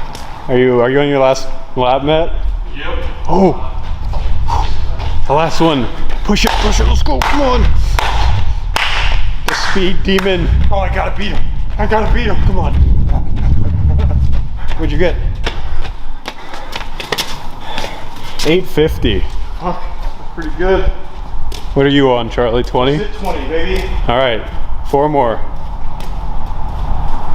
So what did you get? 850? Yeah. So I need to run the 9. Time to start running again. I don't think I'm getting a sub 10. But the dream's not dead yet. Here it Come comes. on, I'll run with you. Yeah, this will be good. All right. Ooh, the ankles are feeling good. There we go, there we go. Rejuvenated. I can't really lift my legs very high. I'm limping a little bit, actually. Ow. Ow. Ow. Ow. Oh, When is the last time you ran? literal years, like 6 or 7 years ago. Oh, You only got to get through 2 more. we're almost there. All right, 2 more. You can do it. All right. Come on. Let's see what we're at time-wise. It's this corner. It's just messing you up. You gotta take that corner better. It's a little sleek. Is it in your left leg where your shoe is a size too big? No. No, not that one. Not that one. We have a room, Matt? Don't blink, you might miss me. I'm ready. I'm taking the final corner. He's almost there. He's coming in. The final lap. There we go, cross that line. Cross the line. Oh! Woo! Woo! How are we feeling? Post-game interview. I'm ready for the Next mile? phase. Yeah. Nice Hey. throne. Thanks. This is the presidential throne. That was good. Haven't ran in a long time, but I bet you wouldn't guess it. Andrew, how many laps do you have left? 20. I'm done. Wow, that was Pretty good. sure I threw an extra lap in there. All right. I'm gonna put an ice pack on my leg or something. Maybe. I ended up going outside and puking into the storm drain, not because I was exhausted, just disappointed with my mile time, I think is what caused it. Just a truly repulsive time on the mile. It was well over 12 minutes or something like that, and my body just couldn't handle such disappointment, so I had to go puke, and I felt significantly better, so yeah. And I think one thing that really helped me feel better was chugging some Peach Rings G Fuel. If you're interested in trying G Fuel for yourself or already love G Fuel, make sure to use code MOIST at the G Fuel website to get some money off your order. That's code MOIST at G Fuel for some money off. All right, so 6 pull-ups, and you're the president. Yeah, let's move this over here. What if so we I can just reach it though? What if we just pulled a tire over? 'Cause there- No, I'll pull the step. Oh yeah, there's a step. Go ahead. No, you go first. No, you go. I want to see. Honestly, I think I can. I'm okay. I want to see. Oh, your Andrew's back in the picture game. as 6 Nice. pull-ups. Okay. All right, kick the thing out from under him once he's. Yeah. Ready? So I think it's supposed to be overhand grip. Is it? Yeah, I think so. Yeah, that's a pull-up. Ready? Yep. Oh, that's good form. I regret doubting you. Oh, come down further than that. And there's presidential level. What's next? Oh, I think I become like the Oh, now upgrade he's chief. just showing off. Nice Galactic Emperor level. Oh, now he's Vice President level. Is that above president? Yeah, they go harder. Good work. I'll stop at 15. This is absolutely my weakness. You can do chin-ups if you think the president would like it. We know Mr. Biden doesn't allow chin-ups. All right. I will take my loss like a man. I like that. Captain knows when to go down with the ship. Yeah, Matt. Come on, Matt. Matt, one more. I like the last one. How many is it? 6? 6 for presidential level. I absolutely Jesus. kipped on those, but It's fine. It's been so long. Like I said, that's my weakness. Anything upper body, I'm good at. Attaboy, Andrew. Andrew feeling it. Nice. He wants to be the leader of the free world. One more, Andrew. One more. Come on, come on, come on, come on, come on. Push, push, push, push. Nice. There it is. Try not to swing. Very good. That was great. Push-up time. Push-ups. I went first last time. Matt, you go first. how many am I going for? At least 10 if you know it's good for you. 53 is apparently the standard for 17-year-old boys. 17-year-old boys, 53 push-ups. Matt, you are how old? 14. Now, how old? Come on, how old are you? 20 what? 26. So doing some extrapolation of data here, you need to do 106 push-ups. Okay, perfect. I'll shoot for 106. All right. So which form are we doing? The correct one. Right angle push-ups, so regular ass push-ups.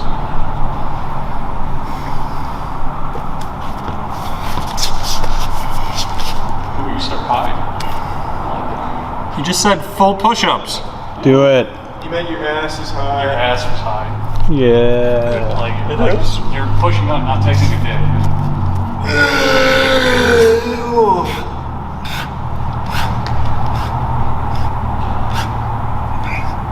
I gotta tell you, I don't like what I'm seeing with that form. Well, I know my back is perfect right now. Am I not going low enough? He's not going low. He's not hitting chest Chin on the to the ground, baby. All right, if we're doing full ones, I'll do full We ones. need That's full the ones. test. Okay. Then we're locking out at the top too. That's fine. There you go, that's a push-up. That's good. Maybe they do just do like half arm They baby Yeah, I'm push-ups. telling you, when you do competition push-ups, they're literally here. Oh, that's nothing nice. Yeah, that's literally a nothing. I'm just gonna stop. I don't want to do any more. My shoulder hurts.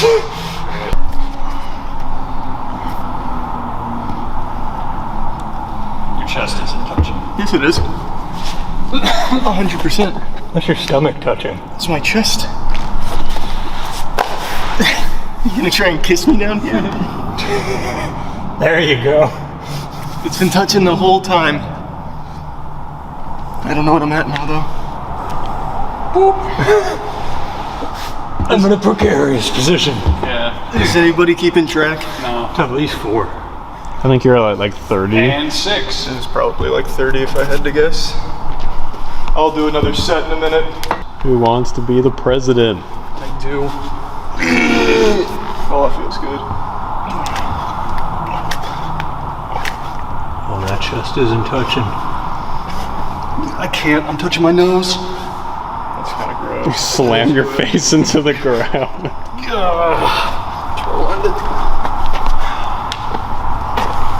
I'll do another set. I'll swing over Matt in action stunt. Oh God, please no. That was fucking awesome, Matt.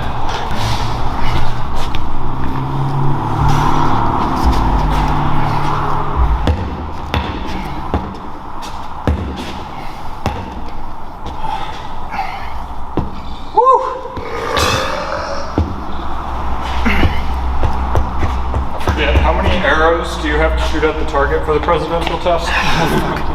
That was only 19. Take this, Matt. Yeah. Take this, Johnny. No. Fucking your leg. It's a good video. I've Kids want passed. to watch us work out. I've passed 2 out of 3 now. Matt's only passed 1. Andrew's passed 1. I mean, in all fairness, shouldn't you guys have been disqualified for not running the first Wait, what one? was the third one? Pull-ups, push-ups. You can I'll go touch first. your toes if you touch mine. I can't touch my own toes. Wait, really? Yeah, 100%. I'm not flexible. Try. I can't do it. Here. Oh, never mind. I just did it. Your knees bent. Yeah, that's right though. Oh my God, Andrew! Why? My eyes! Yeah, really. The presidential chart, I guess. You win. You get the president. Touch your toes, Matt. Touch 'em. Whoa! Do that Touch your again. toes, Andrew. Do that again. I can't. I don't know how. Do it, Andrew. Go. I can't come close. Go, to that. go, go, go, go. That's like about where I get to. That's the best I can do. I don't know how man does that. Matt, you're so fucking athletic.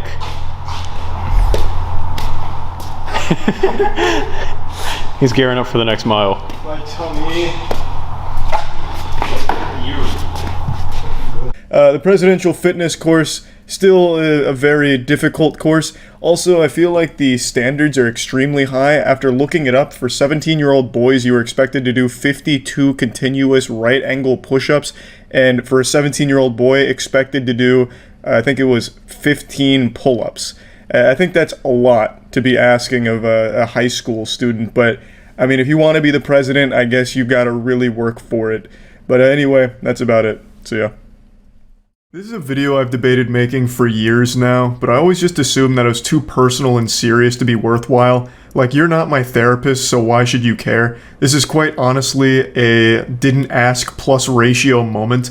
But I figured since I already kinda popped the seal off of this kind of content 5 years ago when I opened up about my OCD, I figured why not let this genie fully out of the lamp and talk about a mental problem I've struggled with since I was a kid. It's called hypochondria, and it's basically health anxiety but to an extreme level.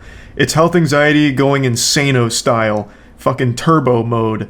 And for me personally, it's had a massive impact on my life. It started when I was around 13 or so, roughly the same time period when my OCD tendencies really started to manifest. And as you can probably imagine, puberty was pretty miserable for me.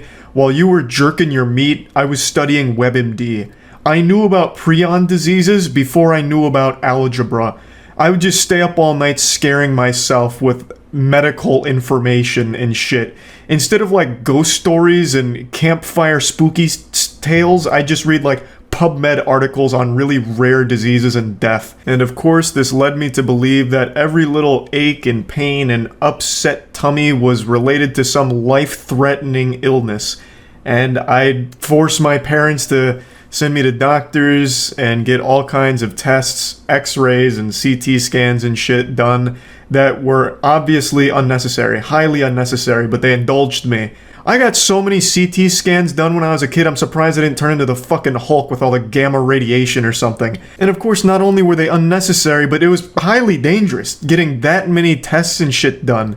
So it was counterproductive to my overall health as well. But I just couldn't help it. I had convinced myself that because I ate 2-day expired peanut butter, I'd contracted toxoplasmosis and I was panicking. I couldn't sleep. I'd just be in a constant state of anxiety, and it's all I would think about. And it's still like that to this day. Granted, it's a lot better now than when I was a kid. I no longer go to doctors for every single small ailment, because obviously I can rationalize it to myself now, but it's still something I battle today. In fact, the reason why I decided now is the right time to bring this up is because it's been getting fucking bad. I've been getting dump trucked by my hypochondria over the last week. I talked about it on stream last night, but I saw Jurassic World in theaters on Thursday. The movie's stinky, it blows ass, it's not great, but what was really awful was going to the theater for me. You see, what happened is, the movie was so boring in between the parts where the dinosaurs were doing things that I dozed off twice. Which is really rare for me, by the way. I usually never fall asleep during movies because even when they're super bad, I still find them enjoyably entertaining to make fun of. But this one was just excruciatingly uninteresting. It was like ASMR, but also with the Sandman throwing sand in my face and putting me to sleep instantly. This shit was just unbearable, so I dozed off twice. Not for long, obviously. I didn't get the blanket and pillows out and just call it a night. I had only dozed off for maybe 2 or 3 minutes total. But when I had woken up, it was during a scene in the snow, a plane had crashed, and I was pretty sure I saw a bat fly across the theater and go into the curtain next to the screen. And this sent me into an absolute fucking panic because I'm terrified of bats. And this isn't some like Bruce Wayne origin story, Batman shit. I'm afraid of bats because of rabies. I don't actually have like a bat phobia. In fact, the videos I see of baby bats and shit are kind of cute, but I'm afraid of bats in the wild because of rabies. I think rabies is one of the scariest diseases on the planet. Once the symptoms start, you're already dead. And there's nothing they can do about it. They have a vaccine that's a series of shots over the course of however long in order to like prevent the rabies onset, and it's 100% effective as far as I know, but they can't test if you actually contracted rabies. So they only do that if there's like a good reason for an exposure, like if you got scratched by a potentially rabid animal, bitten, whatever. But since I'm a goofy goober suffering from hypochondria, I have been constantly replaying the scene in my head for the last 48 hours and am convinced that while I dozed off, the bat may have bitten me, and I just didn't wake up from the bite.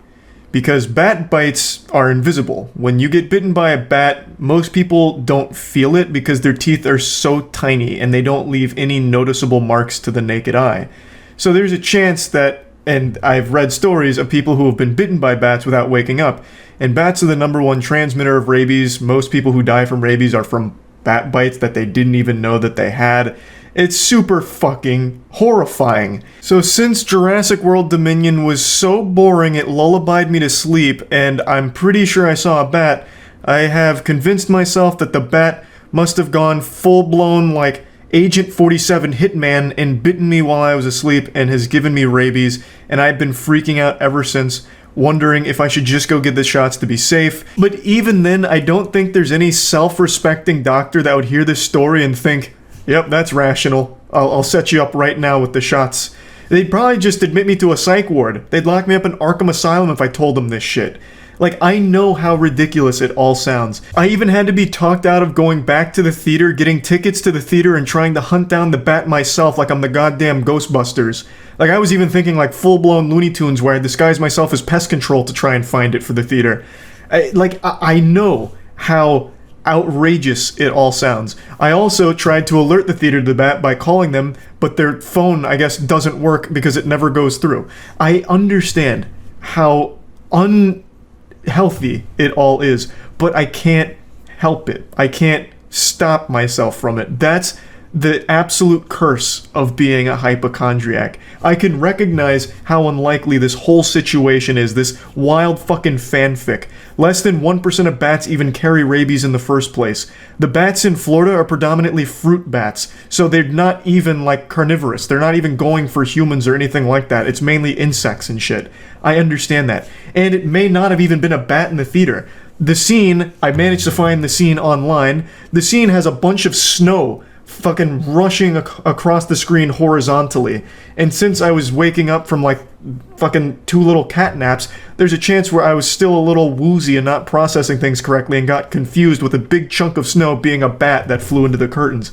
Also a possibility. I know all of the stats and how unreasonable all of this sounds, but I can't help but be afraid of it. It is awful being a hypochondriac. It is at times debilitating. I just don't think people realize how awful hypochondria can be, because that's a word that gets tossed around a lot, a label that people use pretty often, super loosely, kind of like OCD in a certain way, like, oh, I put all of my tax documents a certain way in my drawers here, I guess I'm just OCD like that. Hypochondria kind of has something similar, where it's shit like, yeah, I wash my hands every time I finish going to the bathroom because I'm a hypochondriac. It's like, what the fuck are you talking about? This is like the most basic shit ever. Hypochondria is awful. I cannot stand it, and I've worked on it my whole goddamn life since I really started to develop it. I've been working on like mitigating it and making it not as, awful and controlling. And I really have made a lot of strides over the years because it used to be a lot worse. But it's something that just doesn't fully go away. It's just one of those things that sometimes will just flare up like it has for me this week. Now, I haven't rush to any emergency rooms or anything to tell this tale. I do have people who know how awful my hypochondria is, like, calming me down about it and, like, bringing me back to reality. So I think I'm just gonna muscle through it and really pray that my theoretical series of events that I've concocted is wrong, entirely wrong, and pray that I haven't actually been bitten by a rabid bat. Now, like I mentioned, it used to be a lot worse. I do think I've gotten pretty good at managing my hypochondria tendencies, except for this week. Obviously, I've really fallen off the wagon, but prior to this, I really do think I was doing a great job of it. And the way I accomplished like getting over a lot of it, since I've had it for so many years, what I found most effective is distractions. I don't know if it's the healthiest way of doing it, since it doesn't actually tackle the core problem, but distractions have just been invaluable. Whether that's distracting yourself with projects or things that you're interested in, like passion projects, whether it's developing a game, for me it's making shit, streaming, whatever. Being around friends, doing things with friends, being active, working out, playing sports, whatever. Just distractions in general, I've always found to be extremely, extremely helpful with things like hypochondria or OCD for me. Because it pushes them to the side where it's not like the only thing that I'm thinking about, to the point where I almost forget about it or completely forget about it. And I truly believe that with hypochondria, it exacerbates every possible issue. So every little thing that may be out of whack, you immediately think is the worst thing ever. So like a small pain in your foot is the worst pain you've ever felt in your life, and something must be dreadfully wrong with your foot. But then with distractions, you stop thinking about it as much and you realize, it feels better now. Maybe it wasn't as bad as I thought it was. Maybe it was nothing, because now it's gone. So I just really feel like distractions are invaluable in helping with things like hypochondria and OCD. So yeah, up until this week, that's basically been my main strategy, and it's worked super well. And I'm sure it'll work with this too. It's just I haven't had a whole lot to distract myself with over the last couple of days. So I just still thought it'd be worthwhile to make this video like in the height of a hypochondriac episode. Just for the sake of, opening up about it a little bit, since it's something I don't think a ton of people talk about, and I've already talked about serious shit before, so why not again? Maybe this will help somebody, I don't really know. Hopefully it does, but anyway, that's really about it. So yeah.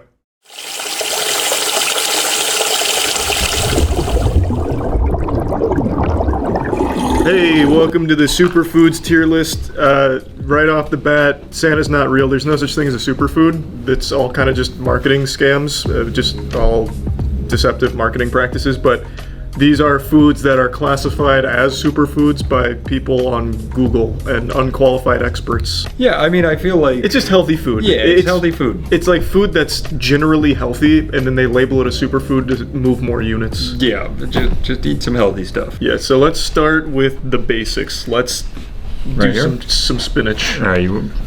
This made Popeye very strong, and it'll make Charles very strong too. Do you eat spinach currently? Occasionally. Monique will put it in some protein shakes of mine sometimes. That's smart. Swears you can't taste it. I can't taste it at all, really. Are we tier listing this? Is that what we're doing? Yeah. Is it on flavor? It's not on, like it's how on good taste, it is for us? yeah. Yep. Or if you get like a real big boost of health benefits, like if your heart rate Wait, let's see. improves. And there is something so dreadfully sad about just eating raw spinach. Yeah, it's quite literally eating a leaf. So great for you. I don't think it's terrible. I'm not like, wow, that's disgusting. Get it out of my mouth. But Spinach, it's versatile, and a spinach salad is significantly more nutritious than normal lettuce. Lettuce is kind of worthless. Lettuce is just shit. Lettuce is kind of like nature's cardboard. It doesn't have anything in it. It's just empty. It's a good way to put it. All right, I'm gonna put that in a D for me. We said based on taste, right? Well, for me, even based on taste, I'll give it a C. It's just boring. It's just very boring. He's not wrong, like he's making good points. He's just very stale with it. Yeah. All right, yeah, kale sucks. Kale is like actually eating like sewage flavored leaves. This is what rabbits like, right? Kale? Oh. Wow. It's so bad. It doesn't want you to chew through it. It's so bad. It's so bad. I really don't. I don't like that at all. So when I was like on my big health bender in college, I used to have my mom like fry those to make little kale chips. Kale chips Those are actually not bad. Yeah, those are fine. I don't like kale chips. When it's cooked, it tastes better. Yeah. Ooh, my breath reeks. Raw kale is actually fucking It horrid. tastes like morning breath. I fucking hate raw I now kale. feel bad. I didn't realize where we were going in my head. So I regret the D on spinach because this is an F. That's an F, yeah. And spinach is multiple ranks above kale. That was vile. We have the organic super greens from Organic Girl. Organic Girl, yep. Wash 3 times inside. Let's see, the extra nutrition of 5 superfood baby greens. We've got red and green Swiss char, tat soy, just so you can see that. That's Tat soy, arugula, arugula. and spinach. I don't mind arugula. Arugula's fine. Arugula is like a bougie topping for a burger. That rubbery sound. Good. Yum. Yes. Cheers. Did you get one of the tat soys? How do you know that's the tat soy? Because I've never seen. Oh, actually, it's just part of the spinach. They're all just like that's like in War of the Worlds when they turn all the plants red and they're like grown and eat and everything. Yeah, it looks like true. that. FBI, go check out Organic Girl.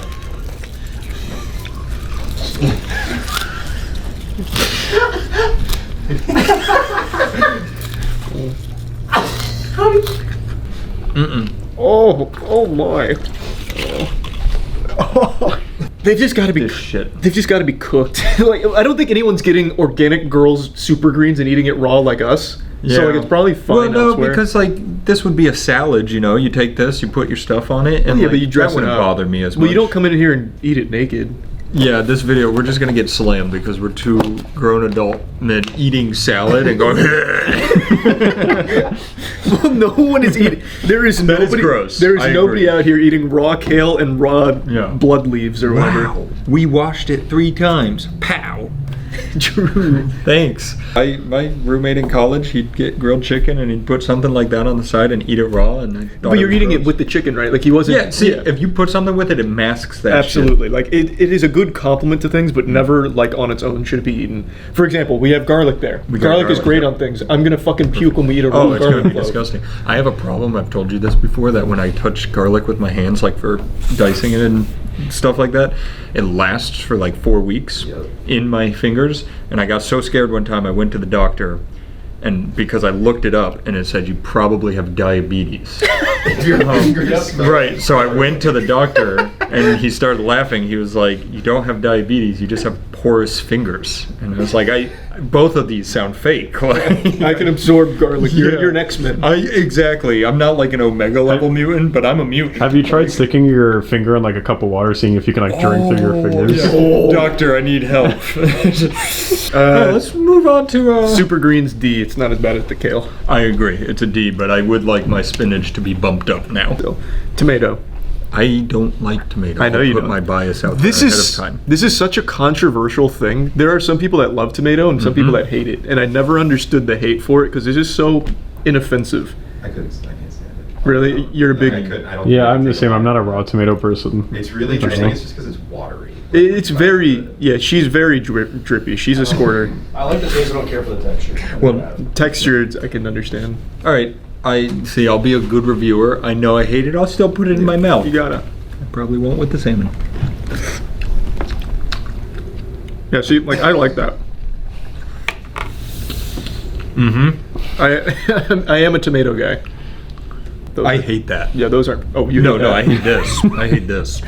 Which is, I just don't get it. It's the tomato. I know. I don't know why. Like, I want to like them. I see people get them on their burgers, and like the Krabby Patties, and you're like, wow, it looks so good. Yeah, it helps the presentation. Oh, It's so you just- don't even like sliced tomato. Oh, do you get your burgers without tomato? Yeah, put some Oh, ketchup you on little instead. bitch. I puree my tomato, and I love it. That's so embarrassing. And by puree, I mean puree it, add salt and sugar, and then. So when you go to a man's bar, like you're going to Duffy Harlow's downtown, and you're like, I need a raw Angus burger. yeah, and hold take the off tomato. lettuce, tomato, and onion. Give me that burger. Give me some cheese, and we're That good is what to I go. do too. I've never made a substitution on a restaurant item in my fucking life, and I never would. I couldn't bear the shame. No, I'm gonna argue that shot. point. I'm gonna argue that point. shot. What if I ever substitute? I don't know. I feel like I gotta think. like But we've now that definitely you done said before. it, just wait. The next time we go out to eat and do something, everybody's gonna jump. No, on Yeah. it. yeah. Caleb has gone out to dinner with me tons of times. Remind me when Charles makes a substitution on something. I have never asked. What do you mean, Caleb's got it? I've known you for 15 Okay, years. actually, I just caught myself in a lie. When I get it, for me, the tomatoes an A for me. Tomatoes fine. This might be our biggest discrepancy in tier list history. That's an F for me. That's crazy. It's the trifecta. Would you rather bad. eat that or kale? That's tough because they're very differently bad. I think I'd rather eat the tomato, but I don't want to eat it. This is like an F plus and kale's an F minus. Makes sense. Now I do love avocado. I'm fucking struggling to scoop them. Okay.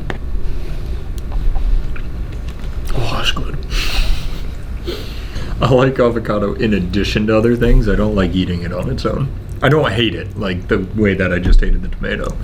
It's just fine. Yeah, no, I think that's great. And they're going extinct too, so this might be our swan song, the avocados. Really? Yeah, they're Alright, too well. expensive Wait, too. why are they going extinct? Well, I mean, it's been like a rumor for like 10 years now, but it's like a ton of water in order to produce avocados or something, so it's just not sustainable. It's like an absurd amount of gallons per avocado. Oh, it's a crazy We're so amount. smart now. Can't we breed an avocado plant with something that needs less water and like make some kind of We're hybrid? growing diamonds in a lab, and you're telling Yeah. me we can't grow a mushy ball? Yeah, we can't just like find a way to make it need less water. I think if you reverse the diamond growth in the labs, you'll end up at an avocado. Oh, he might be onto something. It's a thirsty crop. On average, it takes 528 gallons to produce a kilo of avocados. That's which like is kilos. 2.2 pounds. Oh, that's not as much as I thought then. Wait, That can't be right. did you say 500 gallons for 2.2 pounds of avocados? No Yeah, shot. we should just let them die. One avocado We takes can't- don't you 60 ever say gallons that. of water. There's nothing that's worth that much water. Yes, there is. It's right here. Holy. Well, this is why they, Let's yeah. think about this recipe. You have to have one tree to make one avocado. So you have to keep on feeding the tree until it grows. Like you can't just have a Well, they're not saying avocado tree. They're saying per kilo of Yeah, that's what I'm avocados. saying. Yeah. So you have a tree that produces 16 avocados. It's Yeah. like 960 gallons. That is a lot of water. Yeah, I And mean, it's that's worth it. like that's like the future worth of it. humanity against avocados. Yeah. Like, But that's like, and it's. I well, think the same would I go think there's for arguments for both burgers. sides. One burger from a cow kind of thing. When you do the math, it's so much fucking water. 'Cause I you know, gotta- but we can't get rid of that. That's Yeah. necessary. The way you feel about burgers is how I feel about avocados. Really? Easy S for me. What do you put it at? Alone, it's like a B for me. Disgusting. No. You make me sick. But like, I like them in my omelets. I like them on burgers. Turkey burgers with avocado. Whew. What is this little guy? I don't know. I It's a can't. cute little guy. I can't pierce Get it. him. I got him. Oh, what are you? You're killing him. Oh shit. Oh my god. Okay. What are your secrets? Oh, Yeah, it smells. is this a radish? It smells like the zoo. Yeah, it does smell. It does kind of smell like this. So just like shit. Or like that room at the aquarium where you can pet the stingrays. Yeah, no, it's very earthy. Yeah. No, smell it. You'll be reminded of stingrays. Trust me. Stingrays? Yeah. Does it smell like the Rainforest Cafe? You got stingrays. Here, give it back, Danny. You're behind the camera. You can't talk. Have you ever actually been to the stingrays? It smells like salt water. I would know. Oh, it's a little onion. Yeah, right? No? No shot. Not even a little bit. It's a little onion. Layers. You got. She's kind of spicy. It tastes like dirt.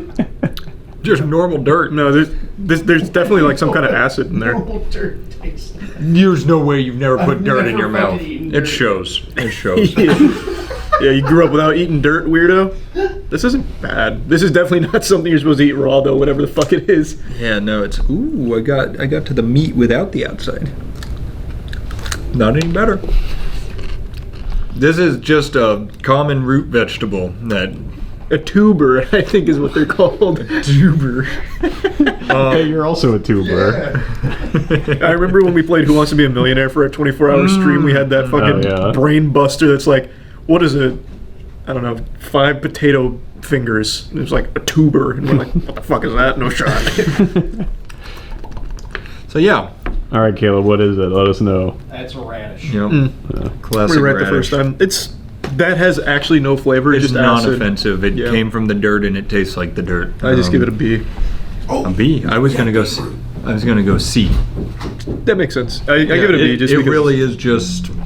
It's nothing. Yeah, just a big, crunchy thing of nothing. Yeah, I wouldn't seek it out. Neither would I. Let's eat these apples before they die. Oh yeah, they're oxidizing. Yeah. Let's go. What kind of apple was that? Granny Smith? No, I think it's a Honey Crisp. Honey Crisp? No, I love Honey Crisp. looks like a Honey Crisp. What was your favorite apple as a kid? Red Delicious. Good choice. But they were so hit or miss because sometimes you get like the actual sponge ones that sucked ass. Oh, the soft apples are the bane of my existence. You bite into one, you're excited for an apple. It's so offensive. That's why Honey Crisp are the best, because they're crispy. If this is Honey Crisp. I think it is. I think it's so sweet. I mean, that's obviously an S. Aren't the cores of apples Cyanide. Is it cyanide? I thought it was arsenic. Cyanide. I'm saying that with confidence, and I You don't say want to be everything wrong. with So just get confidence. ready to take this out in case it is arsenic. In the seeds, right? Yeah. Yeah, I think it's the seed. I thought arsenic, but good job. Isn't that crazy? What a defense mechanism. And they've already eaten you. Like, just let them have it. That's why I think all of these vegetables are so fucking stupid. Their defense mechanisms don't trigger until you've already killed them. It's like, well, it's just petty. Yeah, like just shoot out the cyanide beforehand. It's like a last laugh protocol. Exactly. Yeah. Could you imagine a dead man switch? if it evolved to what you just said? You go to bite it, and it's like, poof. It's Cyanide. just a little cyanide bomb. It's like the little fake flowers clowns wear that shit out like water. All of a sudden, being an apple farmer is one of the most like prestigious jobs in the world. You got to go in a suit of armor You with gotta a milk gas the mask. cyanide out of it and get the glands out. Yeah, you got to be really nice to the apple so it lets you. You have to have like it. tickle the apple, let Yeah. it like fall off the tree. Where do you put the apple? Oh, that's a S for me. I love apples. They're just, it's like nature's candy. It is like nature's candy. We've already done a fruit tier list. What I was about to say was stupid. I want to point this out. I knew the second he knocked his turmeric onto the table that was my turmeric. I knew he wouldn't touch it. Is this turmeric? It's gotta be, right? I don't think so. I think That smells like turmeric. the yellow is turmeric. That's what I thought too. I think the yellow's ginger. No. Here, you take a little sniff. It's definitely not sweet potato. It's gotta be turmeric. that's not sweet. Yeah, that smells I don't like think it. I don't think it's turmeric though. All right. It smells like it. Whoa. Oh. Whoa. That's turmeric. Is that turmeric? Yes. Turmeric? Whoa! That Oh, it's like a mouth of sand. Yep, I'll put some hair on your balls. Wow. Whoa! It's like I walked into Bath and Body Works and went, oh. Jesus. What the fuck is that? Like you bite, like it's solid, but then you bite into it and it explodes into dust. This whole room has started smelling like turmeric now since you guys bit into those. Yeah, my breath is gonna be rank at the end of this. Yeah. It does not pay to be healthy. Fuck, man. Wow, that was weird. That was. I like it ground up in a little can better. Turmeric's like good. Like I do It's really like good it. for you. It is good for you. Oh, we should give this to Chelsea. It will help with the inflammation. Oh yeah, she's got like a tattoo infection that she's Yeah. refusing to get She fixed. definitely needs less K in her diet. Yeah, Yeah. yeah. It's I don't pungent. I don't hate it, which is the thing. I just hate the way it happens. That's. I do agree with that. It's aggressive in this form. Like the. You want it? Yeah. It's really like. Give it. Yeah, it's really. It's like. And the other thing too is like, where I had it in my mouth, I still feel it in my mouth. Yeah, like it doesn't leave. It left a lasting impression on my molars. Sorry, what were you saying? I give it a C. C? Yeah, I think C is very fair. Much better in other forms. Yeah. Well, all of this is better in other forms, but yeah. So this is ginger. We're living how Adam and Eve did right now. Yeah. Go on. Yeah. I cut you off in a thought. There was no thought other than ginger raw is painful. You want to just raw dog it? Yeah. Is it spicy? Oh, it's just painful. Woo! Bring it back! There's so much acid. I can't chew. Ow, ow, ow. Like a fire in my mouth. Oh, what the fuck? That's like the one chip challenge. Oh, ow. Wait, what? That's so much. What kind of, how much capsaicin's in that? Ow, what? Wow, that burn. Oh my god. So the pungent taste of ginger is a compound called gingerol, which is related to capsaicin and piperine. Feels very different. Like it's still a burn, but it's a different burn. Wow. That means it's fat soluble, right? If it's related to capsaicin. Yeah. Holy shit. I need the avocado. Look how smart we've gotten. That's the image of intellect right there. That was so much worse than the raw garlic I've had in the past. What the fuck? Oh, ginger. Or ginger. Whoa. Whoa. You guys should do this for palate cleanser. Yeah, raw ginger. Agree. C tier. Really? Ginger tastes good. I don't know why it hurts so much. Like, why is he so mean? That is ginger. I know. Why, You just ate it. yeah, why is he so mean though? I don't know. I like the taste It of is ginger. offensive. It's aggressive. It attacks. It's like it's fighting back. What- Whoa. Okay, that's fine. What the fuck? That's plain yogurt for you. This is so yuckily plain. I thought it'd be like, You're not right. Plain yogurt yeah, what? is anything else plain. You're like, oh, it's just plain. This is like that is the embodiment of the word plain. Yeah, fuck. Like Same I was with Greek. It's just so. It is. Yeah, a little pretty tart. Like, Plain, I have had that before. That's not what I thought of. Yeah, plain Greek yogurt still has some kind of taste to it. Yeah, it is plain Greek. normal yogurt here, I don't know if I've ever had it just super plain like this. The Google list that we had just said yogurt, so I was like, I'll just get the most plain shit ever. See, I don't mind that. I don't mind it either. I don't like it. That's what, like at night, I'll take either plain yogurt or plain Greek yogurt, throw some granola in it. It takes on the Plain flavor of Greek what you put yogurt's in it. like good though. Our yogurt has peed onto our eggs. It has. Plain yogurt, I'll give a like a D, like a D. I'm gonna go C. I love just eggs. Hard-boiled eggs. eggs. Bang. They're so good. Put a little salt on that bad boy. Oh yeah, it doesn't even need the salt. Put the Marmite on that bitch. Oh, I should save some of it for my mind. No. That's an S. I mean, obviously an S. I love hard-boiled eggs. Same. They're just so yummy. Eggs have got a really bad rap over the years because of cholesterol. But from everything I read back when in college, the cholesterol eggs, what is it, LDL and HDL? The eggs are good for like LDL, which I think is Which a good is one. a good one, I think. One of them's good, and I think that's the one eggs do. Yeah. So it just got like kind of a misunderstood reputation from what I Also, recall. Just stop being a bitch. Eat your eggs. Yeah, those chickens worked hard. God damn it. I- Let's do the garlic so that way when we get to the fruit, it can like overpower it. I don't want to touch the salmon. I don't You're want gonna to. have to do is just do a tiny bite of salmon. I don't want to eat the salmon either. I'm afraid of it. I'm not putting this whole thing in my mouth. I'm just to be gonna do clear. the back end. Yeah, I'm just gonna eat the ass out of it.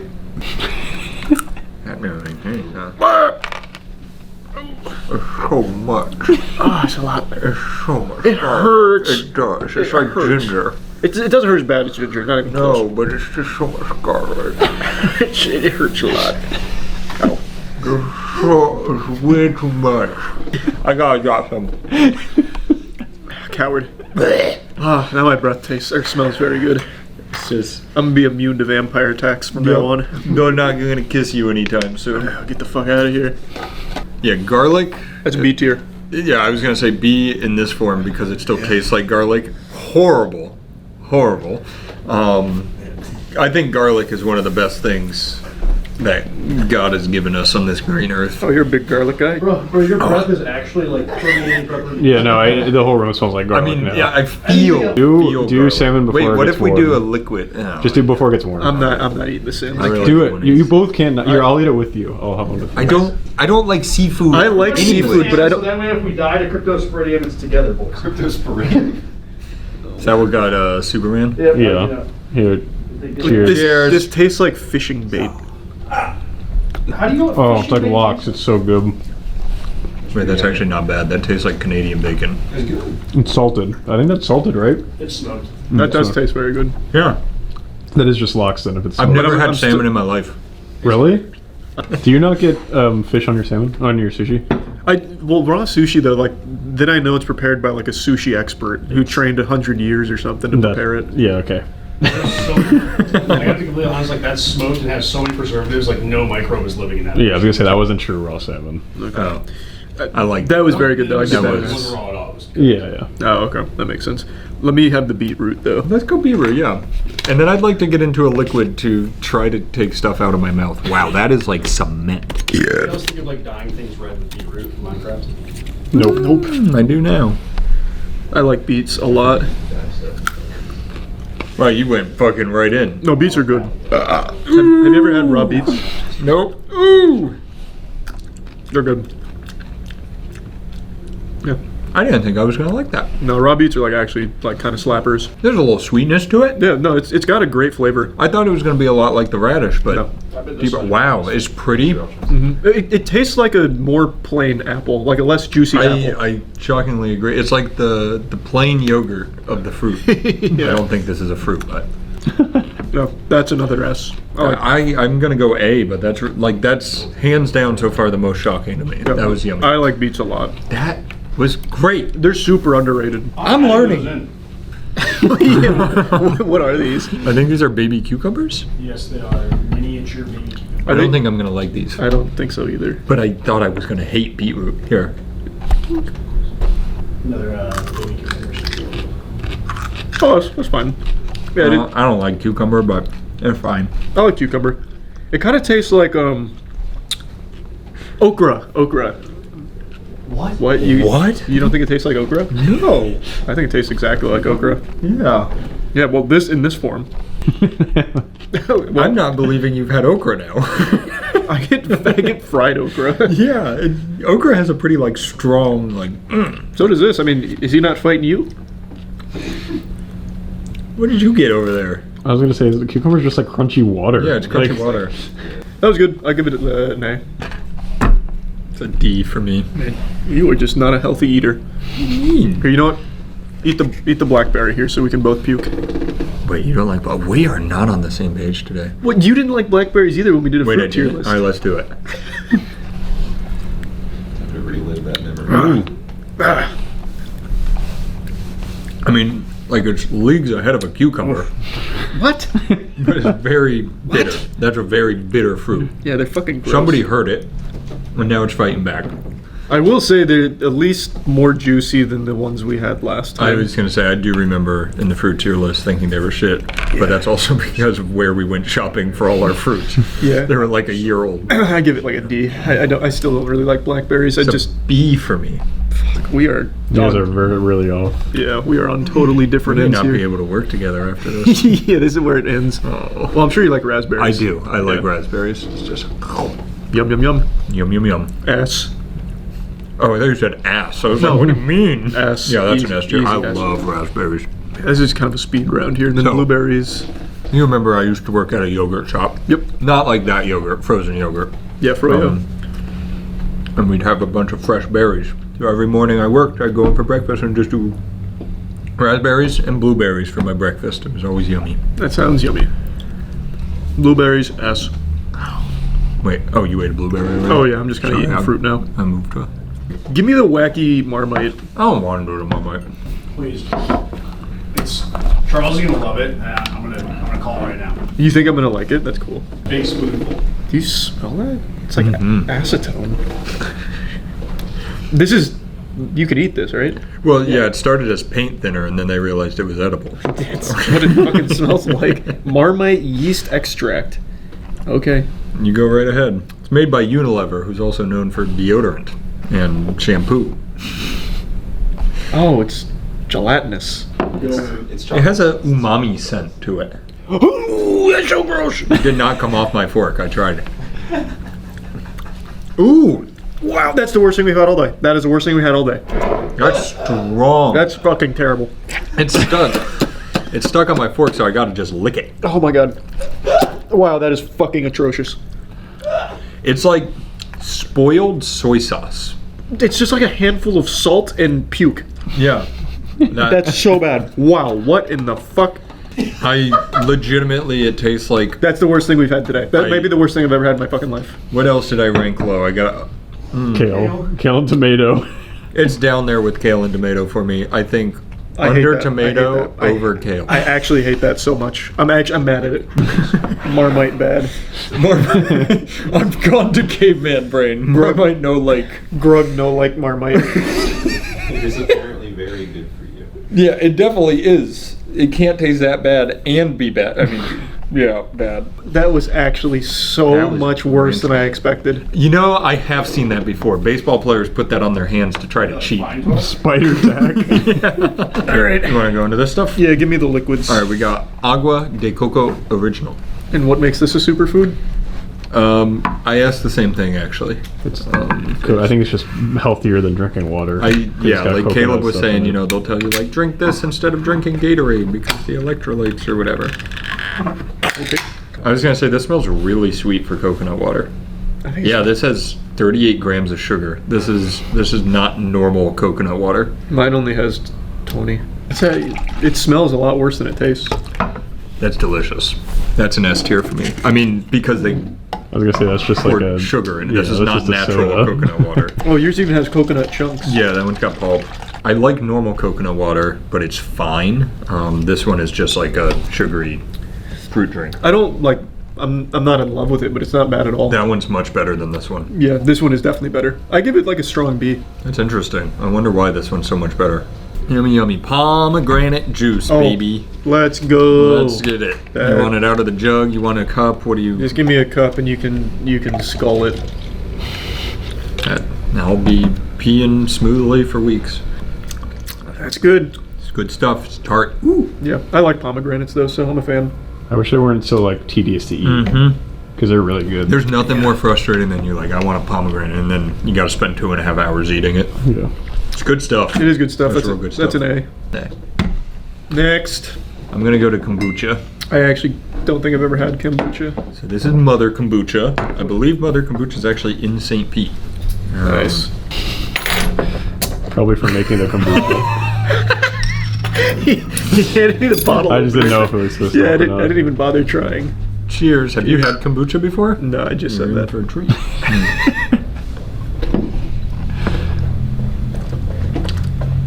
Yeah, I hate that. I figured you would. Yeah, I actually hate that. So there's different flavors like you would get of sodas. This is lavender mojito, and it should just be labeled toothpaste. That tastes like toothpaste. That tastes exactly like toothpaste. Really? What the fuck? Yeah, that tastes so much like toothpaste. That tastes like liquid toothpaste. Wow, that is like shockingly accurate. I'm saying this flavor. Fuck, I didn't like that at all. We'll do this after. We got green tea. I didn't hate it as much as the other shit. Did you though. rate that one? D. That flavor is definitely a D. Normal other ones, I do like a B. What is this? Just tea? It's green tea with honey and ginseng. I bet it's going to be delicious. Yeah, it's just, I mean, that's just good. Your stomach's like. Oh, that's sweetened.